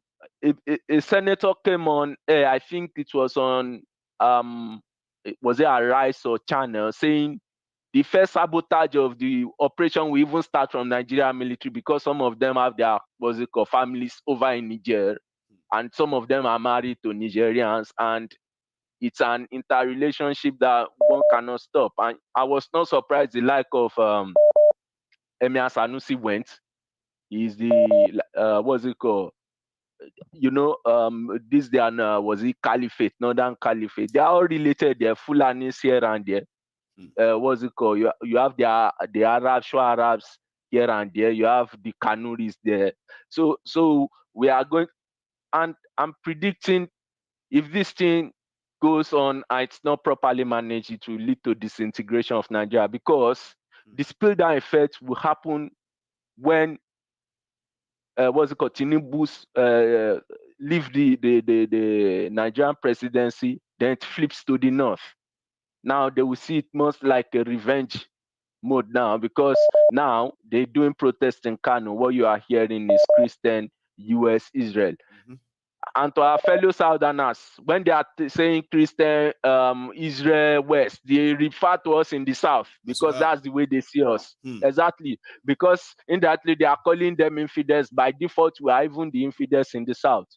So they are going to be vengeful when their time in the next 8 years. And may God just help us. I don't want to live in a generation where we'll be the ones telling our children, oh, we were there, Nigeria was fighting war against common people, just because of gas pipeline from Nigeria to maybe Algeria, then to the West. Europe. Then they want to milk Niger to of their own natural, what's it called, resources. Who is the natural resources even benefiting? It's to the puppets, because at the end of the day, all their what's it called, wealth are in this Western world. They receive their treatment in Western world. Kolu, receives in treatment in France. Yes. So if he goes against France, they can poison his treatment, and off he goes. Their children have their wealth in the Western world. Even that Niger president that was disposed, the daughter was in France saying that the father lost maybe half of his weight in detention. Can you imagine that? They depose your father. The only thing you can remember is the weight he lost. They even not said even that they were feeding him raw rice or hard rice. raw rice, where some people did not even see anything to eat. Can you imagine that? So, Maiyegun, thank you very much. I'm very grateful to have been able So you to didn't tell us your name so that we'll actually remember. But is that deliberate? Yes, sorry. That's class. Take care, Baba, all right? Thank you so much. So I have another caller, I believe. Hello there. Hello, good evening, Mr. Maiyegun. Good evening, sir. How are you? I'm very fine. How is the family? Well, we are good too. Thanks for asking. This is Don Gada on the line. Don Gada. You're back. Yeah. You know, last month, I told you something that about the Northerners. I told you that they were not, and they will never take, they will never want to be served with the same plate they used to serve others. I told you that the protest will rise from there, not from the southeast or southwest. During Buhari, we all called him Dulad. We all called him all sorts of names. We all called him crazy, deaf, dumb, and all that. Buhari is not dumb. He's not crazy. He's not deaf. He knows his direction he was going, and he headed to that direction until he achieved it. He achieved his aim of becoming a president. When he closed the border, his target was to enrich the northern Nigeria and punish the southern Nigeria. I try as much as possible not to look like as if I'm tribalistic on this platform, because I know that in this platform we have good Hausa people listening, good Yoruba people listening, and good Igbo people listening, and we are one here. You understand? But this is just my opinion, and I believe that it is just the truth. You understand? The people who are doing the importation in Nigeria, who are the people who cross borders every day to buy and sell and resell. Are they not Yorubas and Igbos? When he closed borders, he opened the borders in the north. The food, they only based in farming. The food was flowing. The people were patronizing them. Everything started skyrocketing.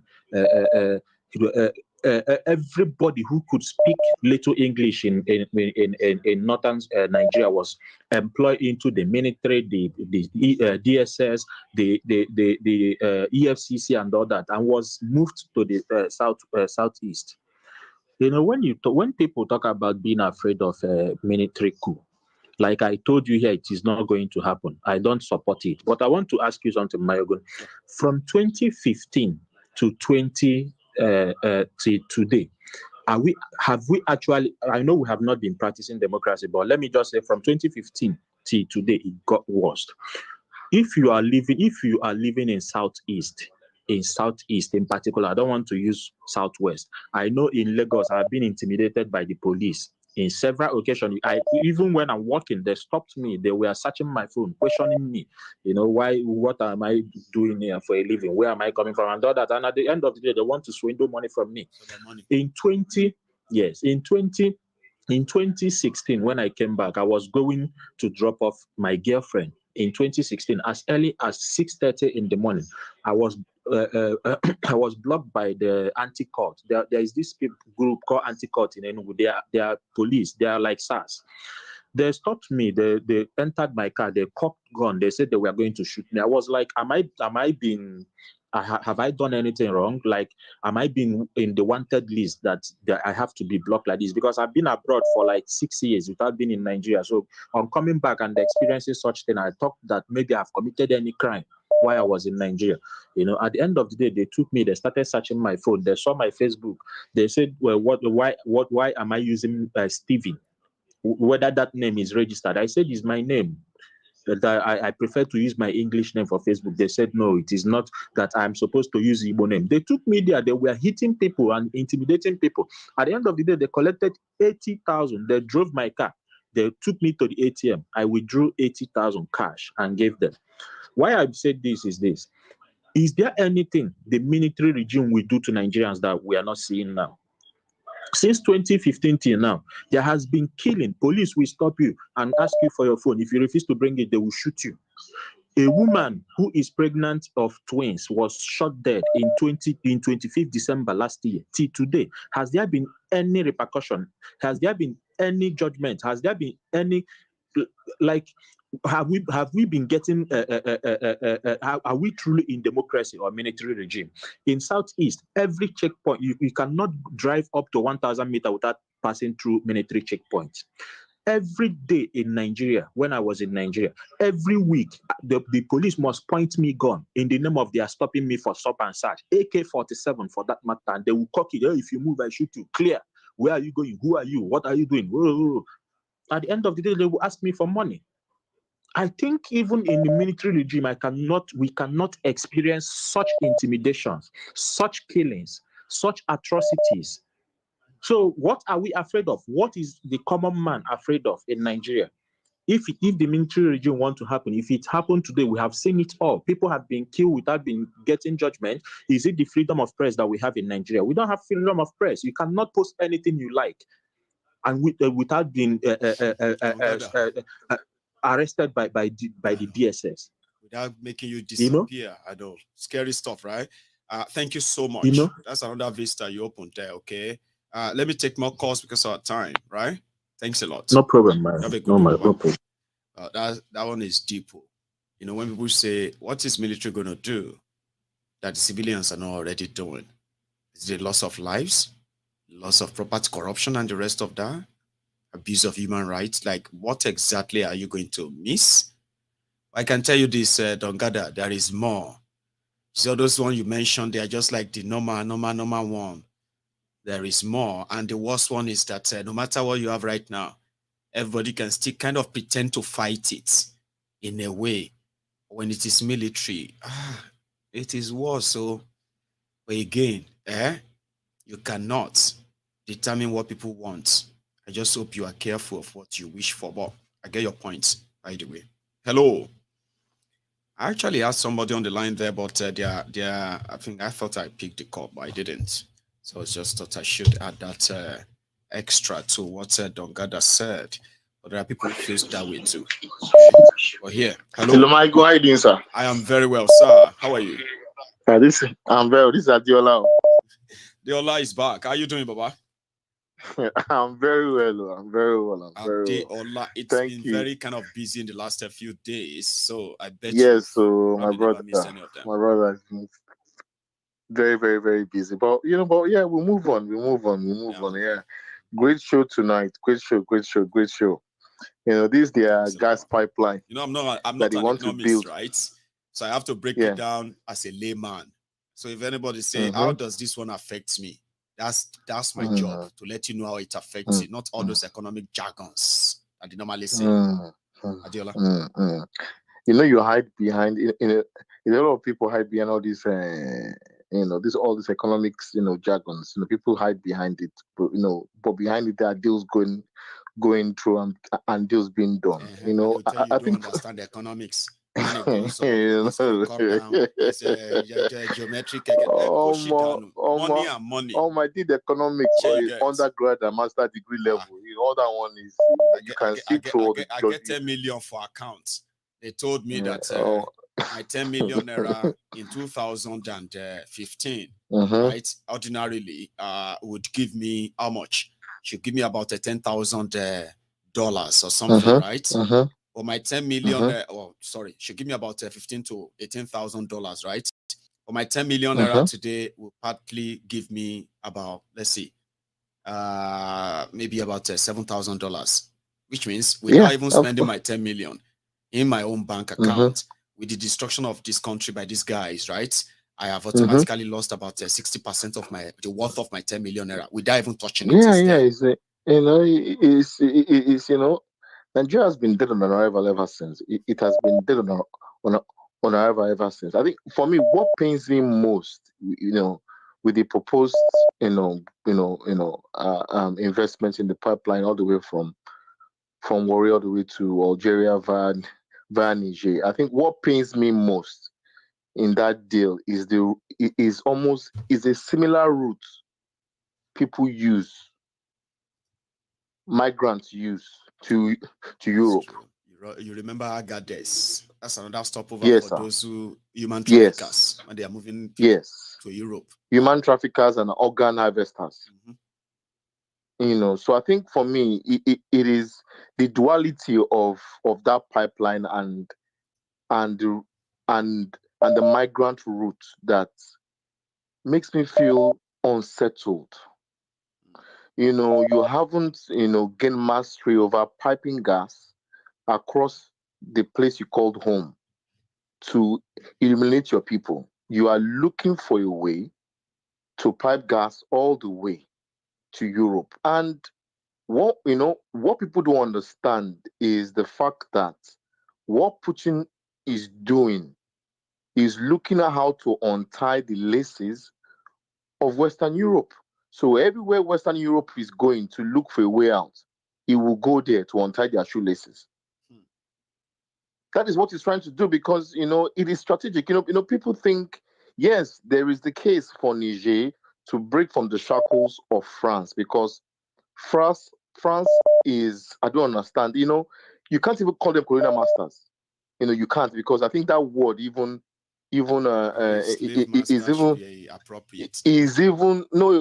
slave master is even endearing, to be honest with you.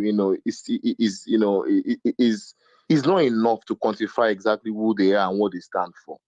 So that is on one side. But the truth is that, if you are thinking is just Niger and uranium and Nigerian oil pipeline and France, having their foreign reserves in Paris and they're acting as a lender of last resort.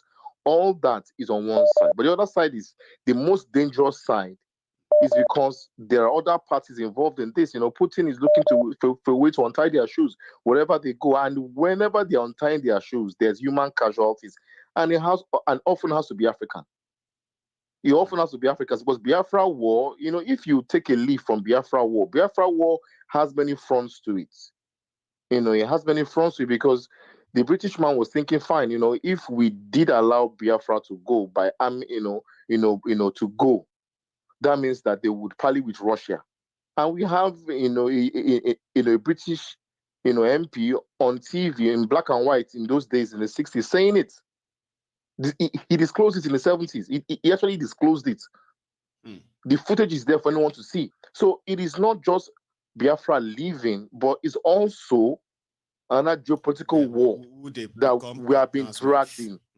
Exactly, that we've been dragged into some people's conflicts, and lives have to be lost. And it's not their lives, it's black people that have to deal with it.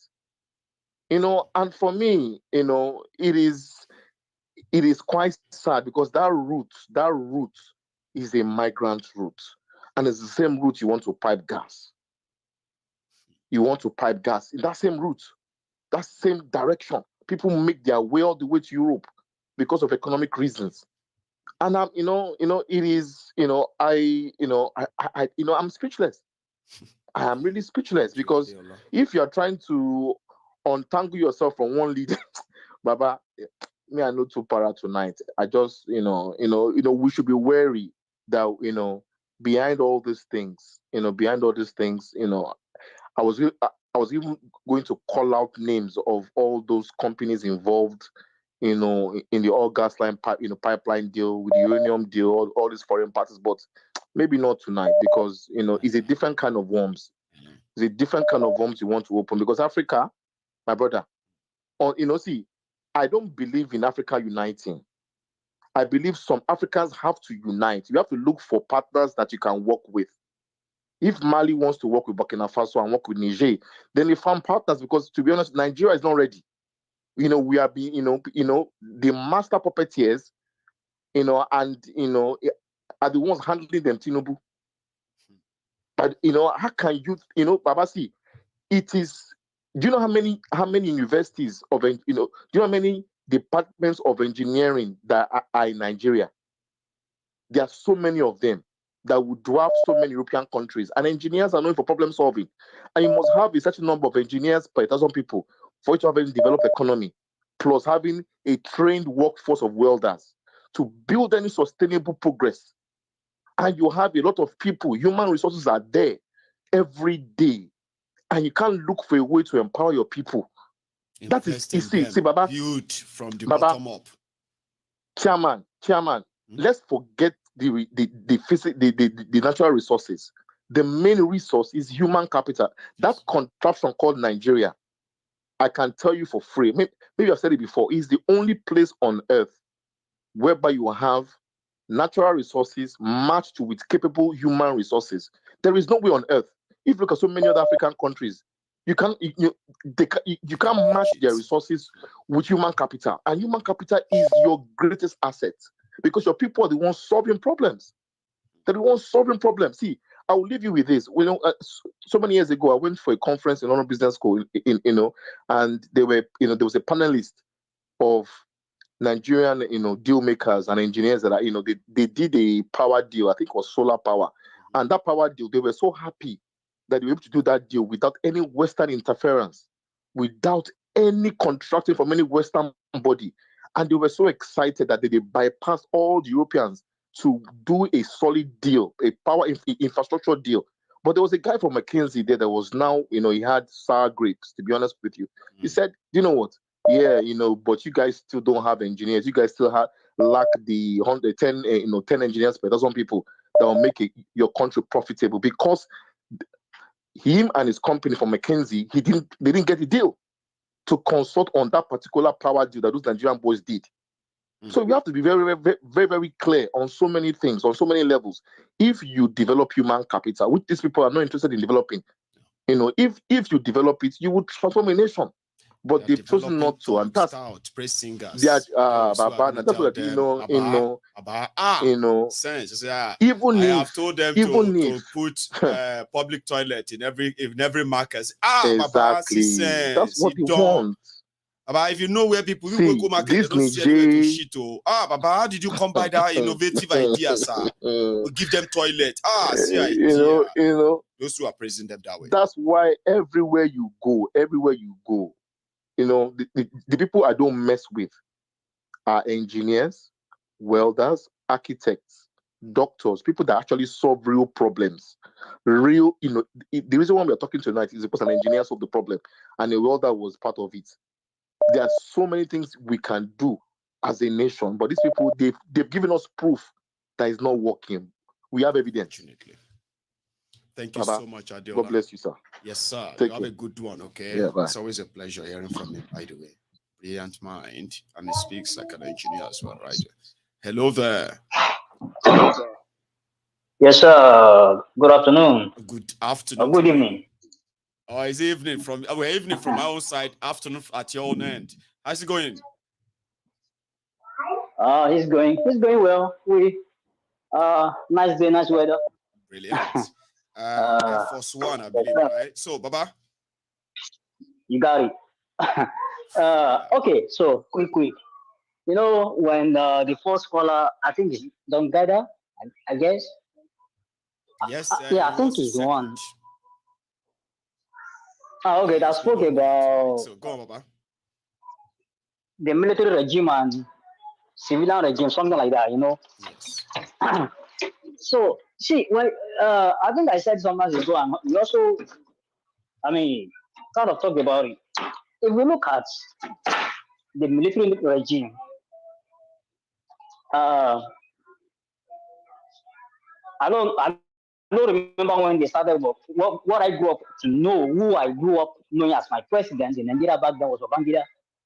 Before this demonstration of craziness came in. And when they came in, the amount of massacre and atrocities these people have committed is even worse than what military did during their own regime. From 1999, I think, I stand to be corrected. Please correct me. I think this democracy started in 1999, right? Or 1990 what? I don't remember. 1980, we started the process. In 1999, the military handed over, and our nightmare started. Look at us. And they've killed. Do you know how many people? All this. Okay, let's even start from kidnapping and Boko Haram and all these things. From 20 when Jonathan was tenure was about to end. How many people they've killed? How many? See what these people have done. This democracy people. This democracy. This Jobalagbada Olori Buruko Fuji. It took too much. In fact, what they have done to that nation is even worse than military regime. Because that is why you don't even know which one to to go for right now. Should you go for military regime again, or should you just go for democracy again? And that's what we are telling them back then in 20. What is this? Before this Tinubu came in, that let's do this Yoruba nation. Let everybody go their separate ways. You know what I'm saying? Like let everybody go their separate ways. What these civilians, Alagbada people have done. In fact, there are ones that devil. In fact, I didn't even know devil himself. If they see devil, I think people will still prefer devil than them. What they've done to that nation. Now imagine now you said they borrowed there how many billions of dollars with the Federal Reserve. Maiyegun is like a couple, a married couple. It's like you and your wife right now. You use all your life savings to go and borrow money for bank, or your inheritance. You know, that's what technically, like, that's the layman interpretation. At least you ask me what I use the money for now. If I call my children and say, hey, Omo, Otibamio, I have used 40% of my assets to borrow money. One day ask her, Daddy, how much? And what did you use the money for? Nigerians had no for what purpose, right? Buhari and Emefiele did this. We are just hearing it now. Nigeria is empty, bankrupt. Like for real. Air Force One. And that is the truth too. I said yesterday that Nigeria doesn't even have any idea. They don't have any idea what is going on in Nigeria. Nigeria doesn't even have any, like, one pin idea like this, they don't even have. They don't even have any idea of what's going on in the nation. So if you say you go for Alagbada, I mean civilian, or go for military, which one is even the best now? I mean, if you say, okay, let's throw this question out there. What they have done, there are still stuff we didn't even know yet. So if we use the federal reserve to borrow money, so what left for us? What remain now? A whole giant of Africa. Somebody I want to come out and give him time, because you don't like him. Give him time because you don't like him. That is why. I don't know. Like I always say, like it's as simple as that. Give them more time. It's like like I said the other time, that you and I, maybe we will be we are the one that will go to that nation and fight that nation. I don't even know it's going to fight. Now it's just a matter of because this one. Eventually. I mean, sufferness, poverty, it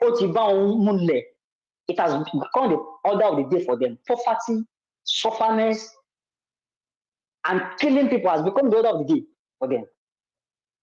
Because there's no consequences. Thank you so much. There's no consequences.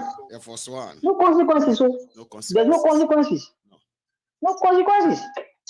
And let's see one thing before I go, please, just 1 minute. You know, all these killings, all this life, innocent lives. Do you think they will be, sleeping in their graves? They will never sleep in their grave. Their spirit, Abi. Their spirit will not be. Maiyegun now, they won't be sleeping in their grave now. The whole place right now that it has defied all solutions. Their spirit will not be sleeping now. Anyway, they will not be sleeping in their grave. Thank you. Thank you, sir. Thank you very much. Let me take this, right? Hello there.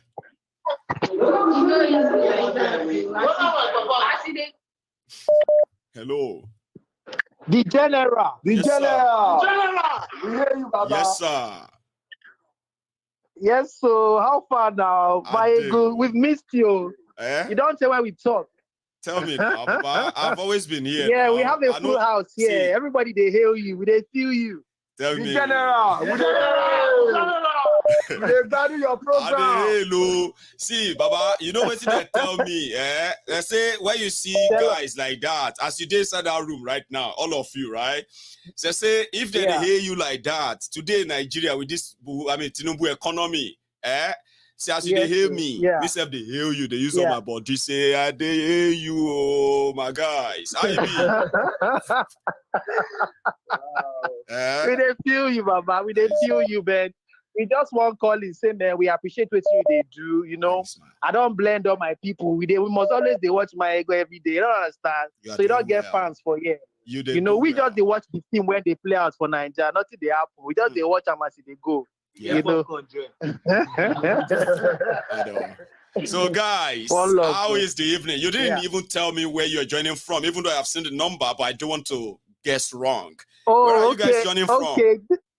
Yeah, this is OBD. OBD. I called you a couple of months ago. Yep. We're calling from Lagos, actually. Yeah. Brilliant. Now I actually have my guys who sat there in Lagos for the past hour or two, and now we're having our shout outs, right? I love you guys. Thank you so much. Yeah.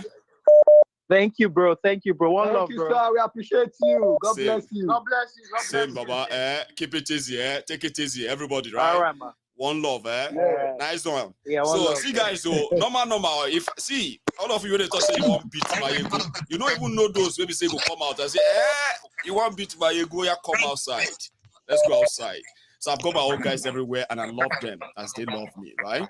And one of these days, I've told you before, I will be able to say thank you to you physically for all of that support. Just take it easy. Hello there. Hello, Maiyegun. Yes, sir. Yeah, good evening. It's Ifeanyi. Oh, Ifeanyi. Sorry, I was kind of into that boys kind of vibes. Yeah, I can imagine what it is like in that room. So yeah, Ify, how is it going? I had cough, so I think I kind of lost my voice. Oh, bless you. You've got cold, right? So let's manage it as long as you can at least. Don't force it. Just, flow with it. I'm all ears. Maiyegun, do you know that Tinubu is making Buhari look like a genius? Think about it. I believe, and he's doing it so fast, like so soon. We are expecting. I mean, had it been for 2 months? Had it been you didn't witness Buhari's madness, and you just came into this government to monitor what is going on. If you look at the past administration and you look at what is going on in Nigeria, you will really see that he's making Buhari look like a genius. Right now. So I was pointing out something to somebody. When somebody told me this, and I told you now, I told the person to go back and check it in history.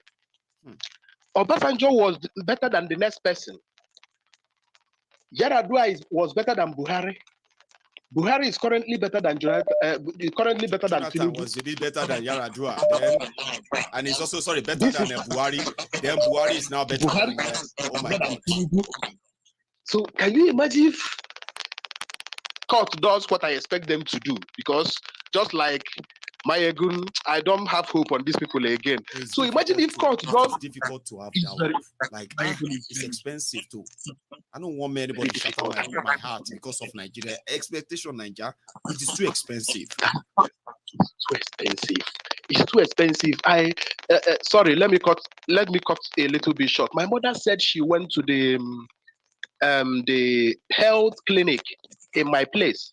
So I told them to give them the phone so that I can speak to them, so that I can know what is my mother's health condition, so that they will advise me on what to do. I know they can't take care of her, but I just wanted them to advise me on what to do. Yes. Maiyegun, do you know that there is no paracetamol? Like the lady was lamenting to me, explaining to me how bad the health center is.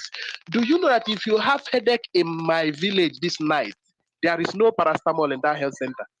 over 1,000 people You living. don't get chemists inside the place in the dispensary. That's what I'm saying. But the government, I'm talking about the government-owned health center. Do you understand what I mean? See me making face like say I am surprised to hear that. If you see the one that is access center in my hometown, you go better make you kusile than kusiberry. As we talk, I'm in Yorubas, say it's better to kusile than kusiberry. So, and then I was like kind of running through my mind and saying, health center in the village, it's not working, but there is budget for health in my state every year. Where does those money go to? Where does those money go to? All of us know where it goes to. All of us know where the money is currently. But we are too comfortable in Nigeria. We are still debating Igbo, Hausa, Yoruba. Maiyegun, is ethnicity supposed to be more important than good health for everybody? Just be honest with me. It shouldn't ever surface at all. It shouldn't ever pop up at all. But here we are. Is religion and ethnicity supposed to be more important than my children going to good schools? If you ask me, Nigeria defies all odds. Nigeria defies all odds. I hope you saw your Femi Kayode complaining already. Did you read that? I haven't yet. Tell me. Huh? He was complaining like the deploying of the troops. I think maybe I'll send it to you. Deploying of our troops. Okay, I think I have seen one, but I haven't seen his video, right? Where he said it was a wrong mistake. I mean, it was a very big mistake for ECOWAS to go use military. Let me read it. Wait, let me read it for you. Right. Deploying our troops into our neighbor's country is an attempt to effect regime change on behalf of a bunch of power-obsessed, boot-looking, cunt-licking, stroke-feral sycophant like the French, whose primary dream and fantasy has always been to disembodiment, destabilization, and destruction of Nigeria, as in it is unacceptable. So it's like I couldn't believe it when an intention is to destroy Nigeria by dragging Nigeria to war with Niger. Is that what you just read to me now? Yeah, that's what he's trying to say. But my problem with that statement is that did Femi Kayode not do exactly the same thing he's accusing the French of doing? When he was supporting Tinubu, which could have been worse? Which one is worse? Supporting Tinubu or deploying a troop to Niger? Which one is worse? Because had Peter Obi won, I can't vote for him. Peter Obi is a man, but there is something I know is that Peter Obi would not have been discussing war in Niger Republic now. I am certain of it. Even when the Senate of your country says, don't go, it will just be a very, very easy ticket for Obi to say, no, we are not fighting anybody. It will just leave them to it. But why would they even want to do it when they don't have compromise? Why would I even need Senate? Maiyegun, I bought SEFA. I bought 10,000 SEFA. 10,000 naira is just 7,000 SEFA today. That's what I exchanged today. 10,000 naira. So I exchanged it to over some money. SEFA is 7,000. Naira is 10,000. SEFA is bigger than naira. Oh, okay. It's over 10. 10 is more than 7. So if I have 7,000 SEFA now, I mean, so if I have 10,000 naira now 7,000 they will give you SEFA. That's what they're going to. That's what I exchanged today. Oh my God. That's what I get today. SEFA. You know, when we used to laugh at all these countries, you know, right? Did you remember? SEFA. Did you remember? Yeah, I do. SEFA. We used to laugh at all these countries. They are growing balls. If you come here, they're saying Nigerian money doesn't make sense anymore. And Nigerians here are panicking because they don't know what's going on. Because most of them don't follow politics. So they don't know what is going on. People are panicking. Most of them are saying, are we going? What is going on? Nigerians we are enduring a lot. We are enduring a lot. Thank you very much. Thank you very much. I will continue to put them out there like this. And exactly. Let those who are thinking that it's just talk. Until when those who probably didn't have a clue why they are where they are right now, until they grasp it and fight. Exactly, they will. And eventually we will. Thank you very much. Thank Thank you very much. Thank you very much, too. So I still have another caller, even though we will be rounding up soon. I'm beginning to feel hungry, you know, like say my stomach is empty. But yeah, I'll still endure for another 10-15 minutes, by the way. So hello there. Maiyegun, my man, how are you? How are you doing? No, from Turkey. Say that again. No, from Turkey. No. You are back. How are you doing, Baba? Yeah. It's been a while. Back. I say make I go see those people who did that country now. I know still up to 3 days wrong come back. Did you go there? Share that with us. At least we're back. What happened when you went? You see, do you know the funniest thing about those people over there in Nigeria, in that country called Nigeria? If they tell them the truth, they will tell you, no problem, it is going to be okay. It's going to be okay. We have been doing it now. This one not going to be the first person. This one not going to be the second person. It go better. It go better. It go better. You are dying. But that is not even my wahala is the man would have stole the people's mandate in Nigeria, and they are lamenting seriously. You see, Maiyegun, that's one thing I will tell you. I don't believe in that country divided into 7, but you see what happened today, or was it yesterday, where they are protesting in North? You know, I always say something. You see, Niger own day too small. You see, these politicians, they will never escape these boys. They cannot escape them, and they will lynch them to death. If anything happened to Nigeria, see politicians, they will went to Aso Rock, they went to the National Assembly, wait for the governors to come out. They will deal with them. You know, Nigeria is too small. Somebody said that the people are so kind of deflated right now. Like there's so much people are going through that people are hungry. They have no such strength to fight back. Do you? Who says such? Who says such? From here now, people it's just like military. Tell me, is it's just like when military was talking. Was it yesterday? Watching the when military was talking that when the coup come, they would now then will be the first person to execute that coup. Right. They're going to be the first person to execute. Whether I like it or an average Nigeria is annoyed. Forget if you go and listen to them. An average Nigeria, you see that court, if they give judgment, they don't favor them, they will march to that court and destroy that court. I'm telling you the truth. So you destroy that when you are back home, like, or you are just saying all of this among other things you've seen, or did you feel like that's how it is on the street? Baba, you know what, Baba? I have seen people who have printed from shirts. Lagos. No, I've seen people from who have printed Lagos. shirts. All eyes on judiciary. I have seen billboards in Abuja. I've seen billboards in Lagos. I've seen billboards in other parts of Nigeria where they are saying all eyes on judiciary. So you have been there. So where did you get that impression from that you march to the court? Tell me. You see these people, Do you know what they are doing now? If you watch their seminar now, somebody will stand up after addressing and say, we are waiting for the judiciary to do the right thing.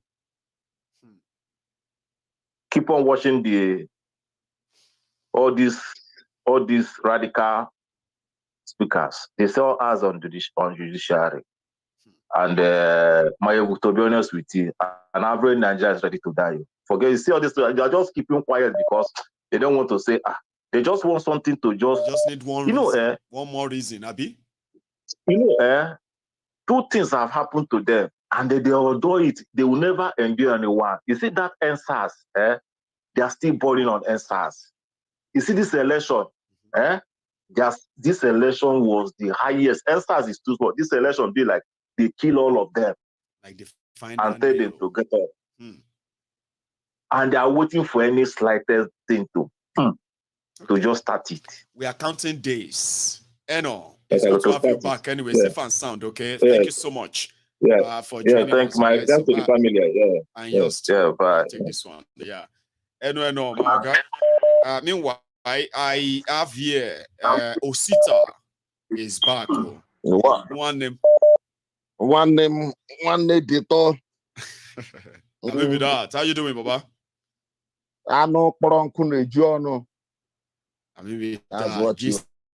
TK. Thank you. Yeah. My brother,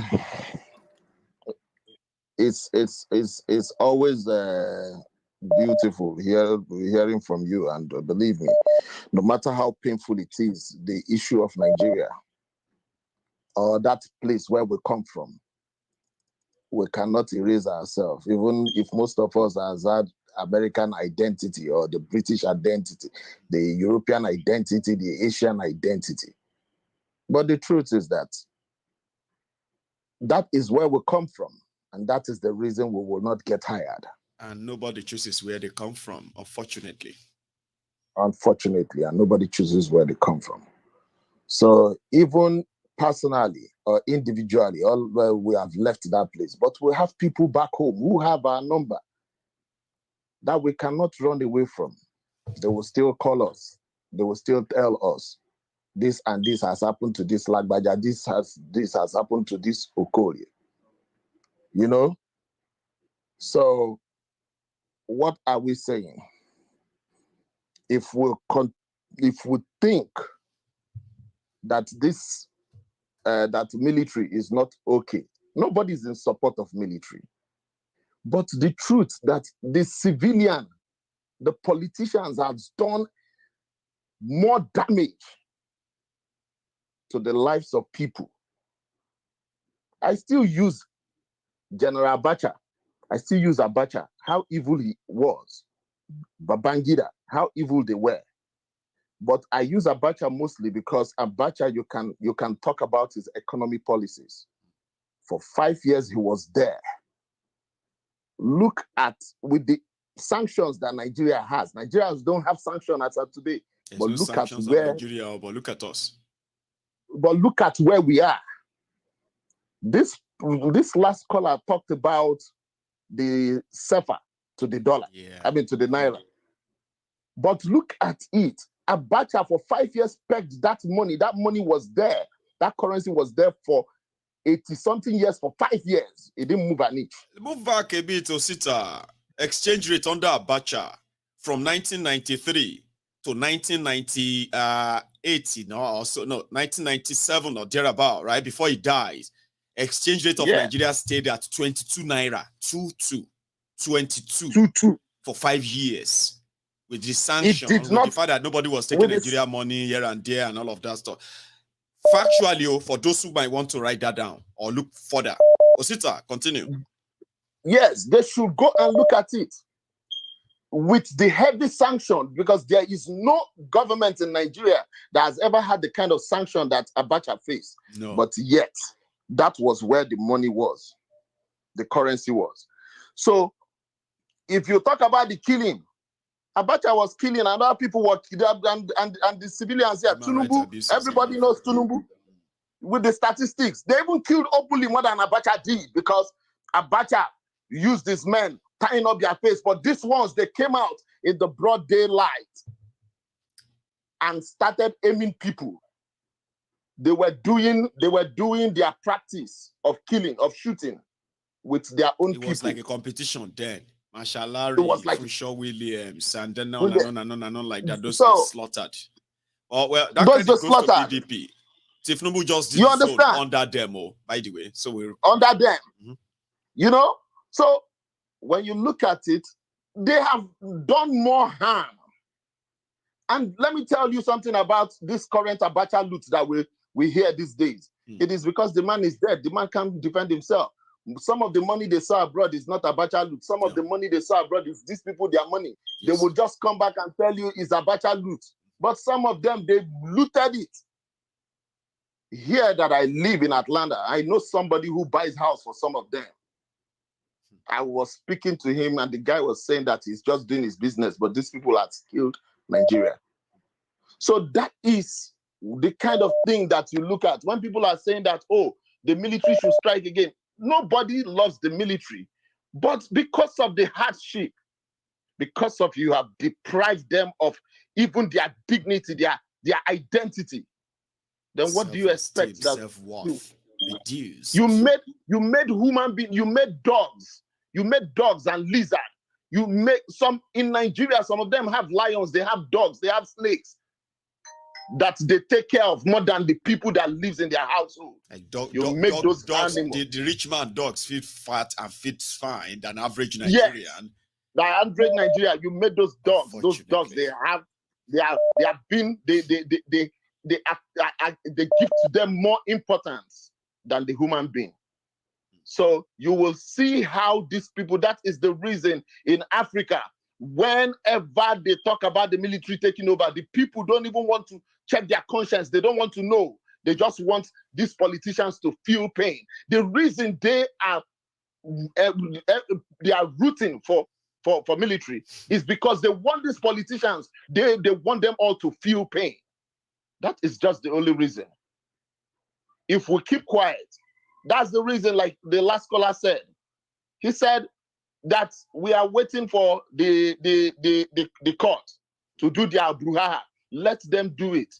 A time will come. I am telling people are piping low because of P2B is saying, please let me use my his legal rights. After that legal right is exhausted, then it is left to the hands of the people. Because at that point, it's no longer about him anymore. What a view! At that point, it's no longer about him anymore. President anymore. So it's just going to face this guy squarely, whatever it is. Is that what you mean? That is what I mean. Because as at then, it doesn't have anything to do with P2B anymore. It has something to do with revolution of the people.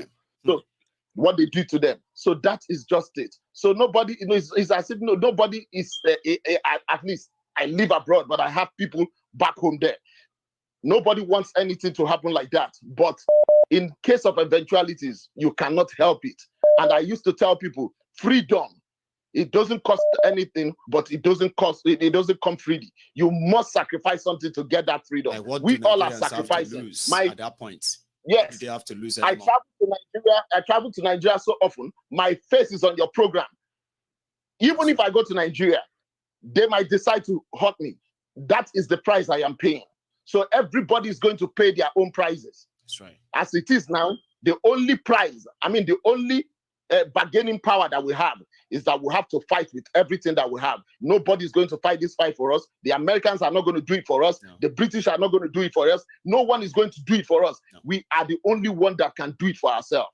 And that is the fight that we will face. Thank you very much, my brother. God bless you, Osita. Thank you so much for that. I'm going to take just one more call, just one person more, and we'll call it a night, okay? I never believed that we're going to last this full 3 hours, but if you have been with me all night, okay, just do me that favor, right? Like the broadcast because we'll soon finish, right? Share it and even subscribe onto my channel. Just click subscribe on that button on your screen. Yeah, just click on that and you add to the number. And to everybody who has done that already, thank you. And special thanks as well goes to all of you, my real members. You know, I've told you before, right? If you don't believe it, you better believe now, right? There are people that are paying every month just to watch Maiyegun. And sometimes I'm kind of wowed by it. Yeah? YouTube is free. Facebook is free. And you can see when people actually give Maiyegun super chats, super thanks, and all those things. But those ones are like the Jara out there. People pay the same way you pay your phone bill every month. The same way you pay for that, your Netflix, family Netflix every month, and all of that stuff. They are called the members of my platform. They subscribe and you can always cancel it anytime, right? You can be a member for a month and cancel it. So if you look at me like that, like, as you are watching Maiyegun, sometimes you have to see why people love Maiyegun so much. Okay, be waiting go make person they pay about £45 every month. For years now, £45 just to watch Maiyegun that you can watch for free on YouTube. You can download this video. You can do everything that everybody does. It is called value. And I don't kind of joke with that. I love you all. Every one of you. From the silver members to gold members to platinum members to premium members to diamond members. All of you. Thank you for all the support. None of them is for granted. Okay, so thanks and thanks and thanks. So if I have to say thank you to every one of you every day, I would. And now that my mind goes there, it's coming from my heart. Okay, thank you. Yeah, people pay to watch Maiyegun. A lot of money. Hello there. Hello, Maiyegun. Yes, sir. How are you? Yeah, just a good evening, Baba. I greet you. Brilliant. So I greet you too. Yeah, I greet you, Baba. Now it's our shots. You need to mute that video, right? Mute that one you are watching. Maybe me and you they talk on the phone because now me and you they present now. Now other people they watch us. But if you are waiting for it to sound, you'll be delaying. So no talk. I didn't hear you. I didn't hear you now. I didn't hear you. Uh-huh. I don't do that one. I don't do one now. Oh yeah, now brilliant. How you be? We thank God, Baba. Baba, I did see. I did watch you. I did watch your program and everything. Thank you. You didn't tell me your name. I know you're actually calling from Germany. Am I right? Yeah, Baba. You don't get time already.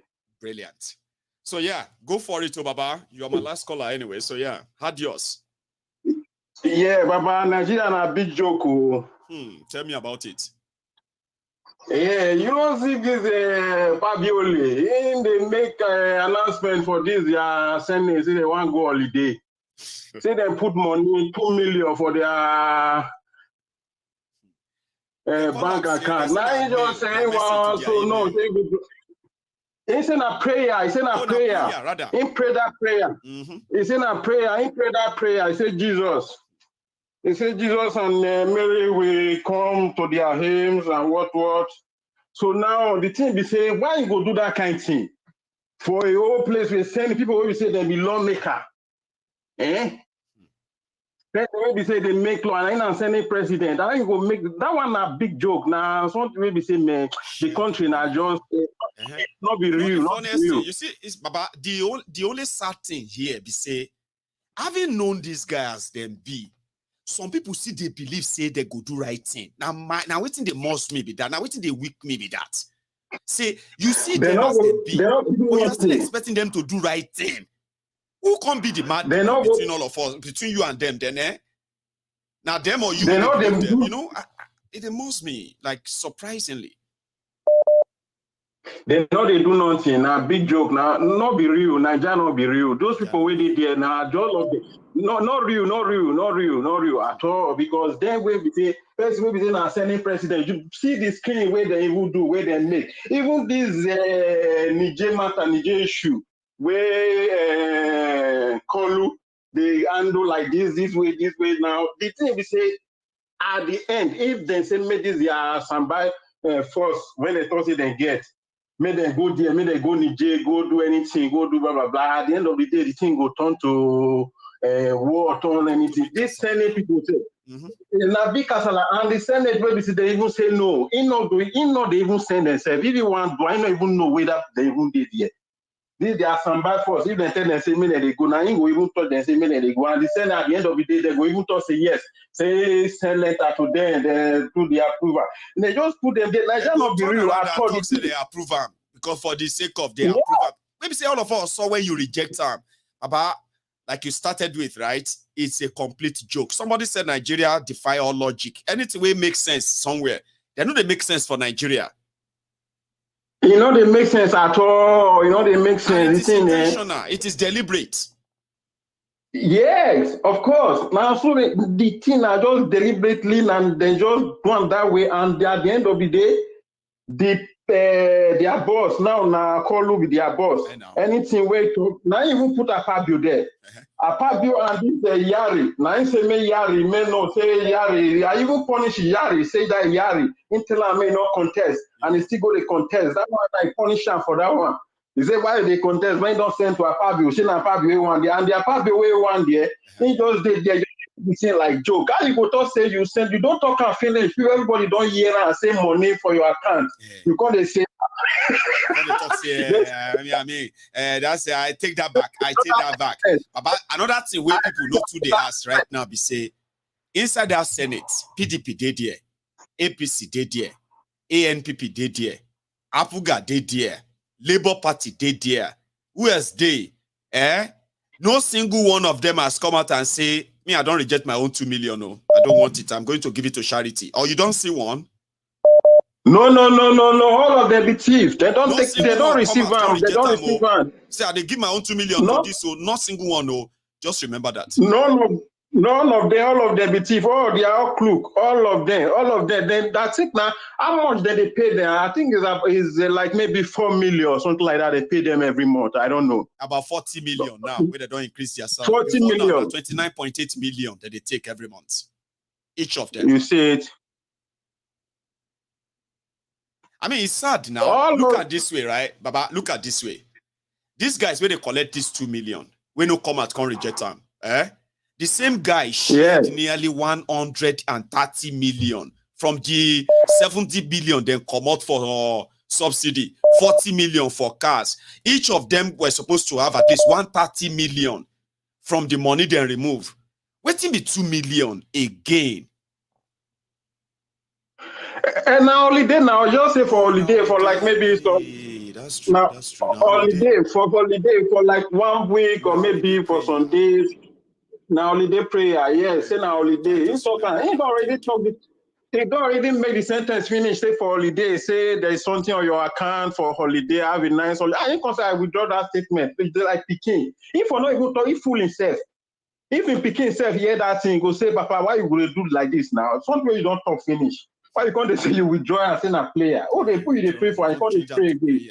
Give you something for prayer, so that you can go before prayer. You can't change that to back. I was like, God damn it, man. Yeah. Man, the thing funny, that place, that country not be real at all. Now just all this, the thing, just not be real at all. That is because actually the real answer that somebody has given me tonight. The real answer is that Nigeria is not real. If you try to make sense out of it, you feel run mad though. I mean, person feel run like if you get a dick, go break down though. Because it's not real. True. Not real. It's not real at all. Anyhow, when you look at, you will look the kind of things where they happen. See the killings where they do for Jos, for Plateau State. They keep people like animals, anyhow. And see the thing where we say, even the Niger where we talk. Not be Niger people, the army, the air force, they fight Boko Haram. Nigeria still fight Boko Haram. Which war they want to go? Which standby force where they get? ECOWAS get standby force. They don't get nothing, But they don't try that thing, They don't gather 25,000. They won't make one heavy entrance. 25,000. They don't get. Now stick they will use pursue. They not be even gone. Yeah. About that time, they will question your patriotism about Nigeria. And all of us, they go say, because it will be like say we they laugh at them, but we are warning them. Don't go to a war that is none of your business. You are entering somewhere where the people are not asking for help. They are asking you to honor those who have taken over power. But you won't enter there, carry gun. If they can't say, aya, Nigeria, na die, yo. But thank you very much. Nigeria will not be, they not be fight Boko Haram. Now, Niger child, everywhere they send their army troops, come help fight Boko Haram. Now they want to go Niger, say they want to fight war. War will be say not be even their own. Man, they don't try that thing. Well, with the count days. Thank you so much, Baba, for stopping by. You're welcome, Baba. One love. Yes, sir. You have a good night, okay? Thank you so much. Okay. Now, I'm going to draw the curtains that way. But I have something to say to all of us, okay? Now, tomorrow, there's something I want to do tomorrow. So, tomorrow is Sunday, okay? Well, Sunday, Sha. On Sunday, instead of us having Sunday sermon, I'm going to organize a fundraiser for Yoruba Union. And if you're my friend, you can join, okay? So I'm going to do that before the our normal program in the evening, okay? We've kind of need to get our people back on the field, helping those that need the help, Yoruba Union. So if you are going to join me tomorrow or you see me live anytime, just come with your wallet, all right? And come and chip in something, $1 or $2. They usually means a lot. They help a lot of people that some of them probably will never actually pay you back or pay us back. Indeed. But until then, if you joined us midway or you're just joining us, take your time and watch this program from the beginning again, okay? And then I will see you some other time. Finally, don't leave without liking the broadcast if you haven't already, or share this, or even subscribe. I'll see you again. Good night.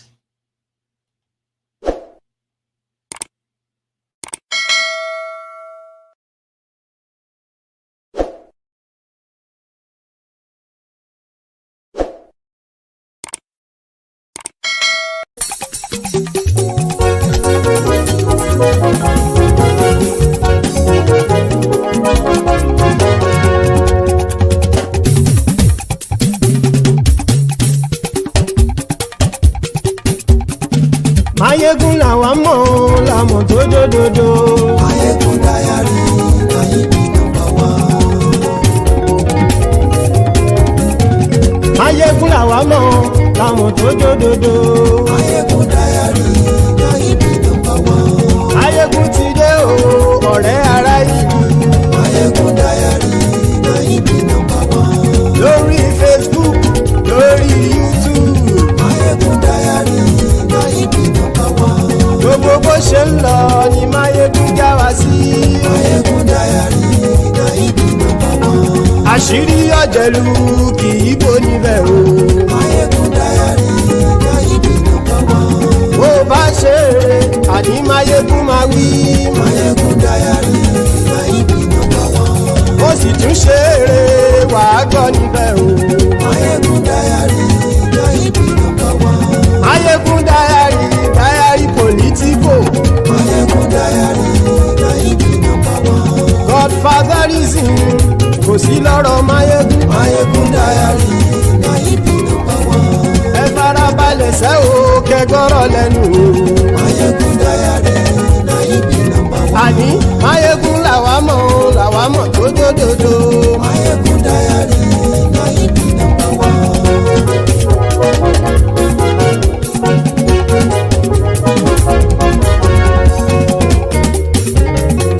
Àní ẹ̀sùn ràkì.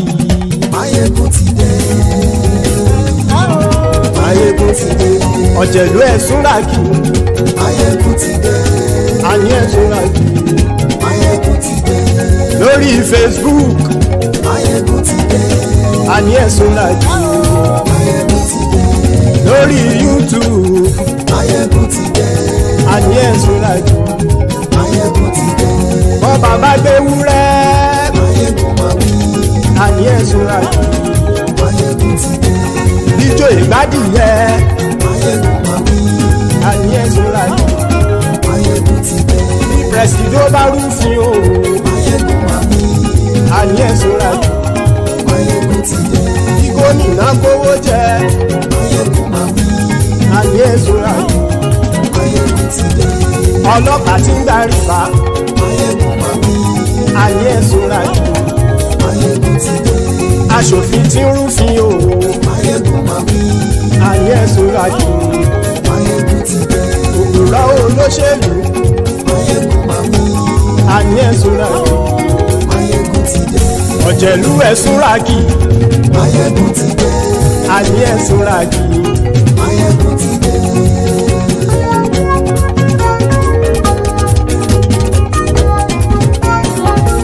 Maiyegun ti dé.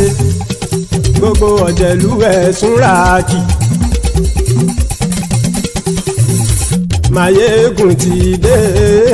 Gbogbo ọ̀jẹ̀lú ẹ̀sùn ràkì. Ṣùgbọ́n ní bá ti ṣe èyí tó yẹ kí wọ́n ṣe, ọmọ bá dèrò ní fi wọ́n níran o. Maiyegun ti dé. Gbogbo ọ̀jẹ̀lú ẹ̀sùn ràkì.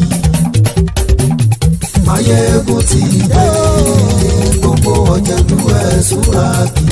Ṣùgbọ́n ní bá ti ṣe èyí tó yẹ kí wọ́n ṣe, ọmọ bá dèrò ní fi wọ́n níran. Wọ́n fowó bẹ́ẹ̀ o, Maiyegun ó sọ pé wọ́n ò fẹ́ bẹ̀. Wọ́n fowó bẹ́ẹ̀, Maiyegun ó sọ pé wọ́n ò fẹ́ bẹ̀. Oníkan ṣáàtì ṣe èyí tó yẹ kí wọ́n ṣe, fáwọn ará ìlú tó gbé wọn débẹ̀ o.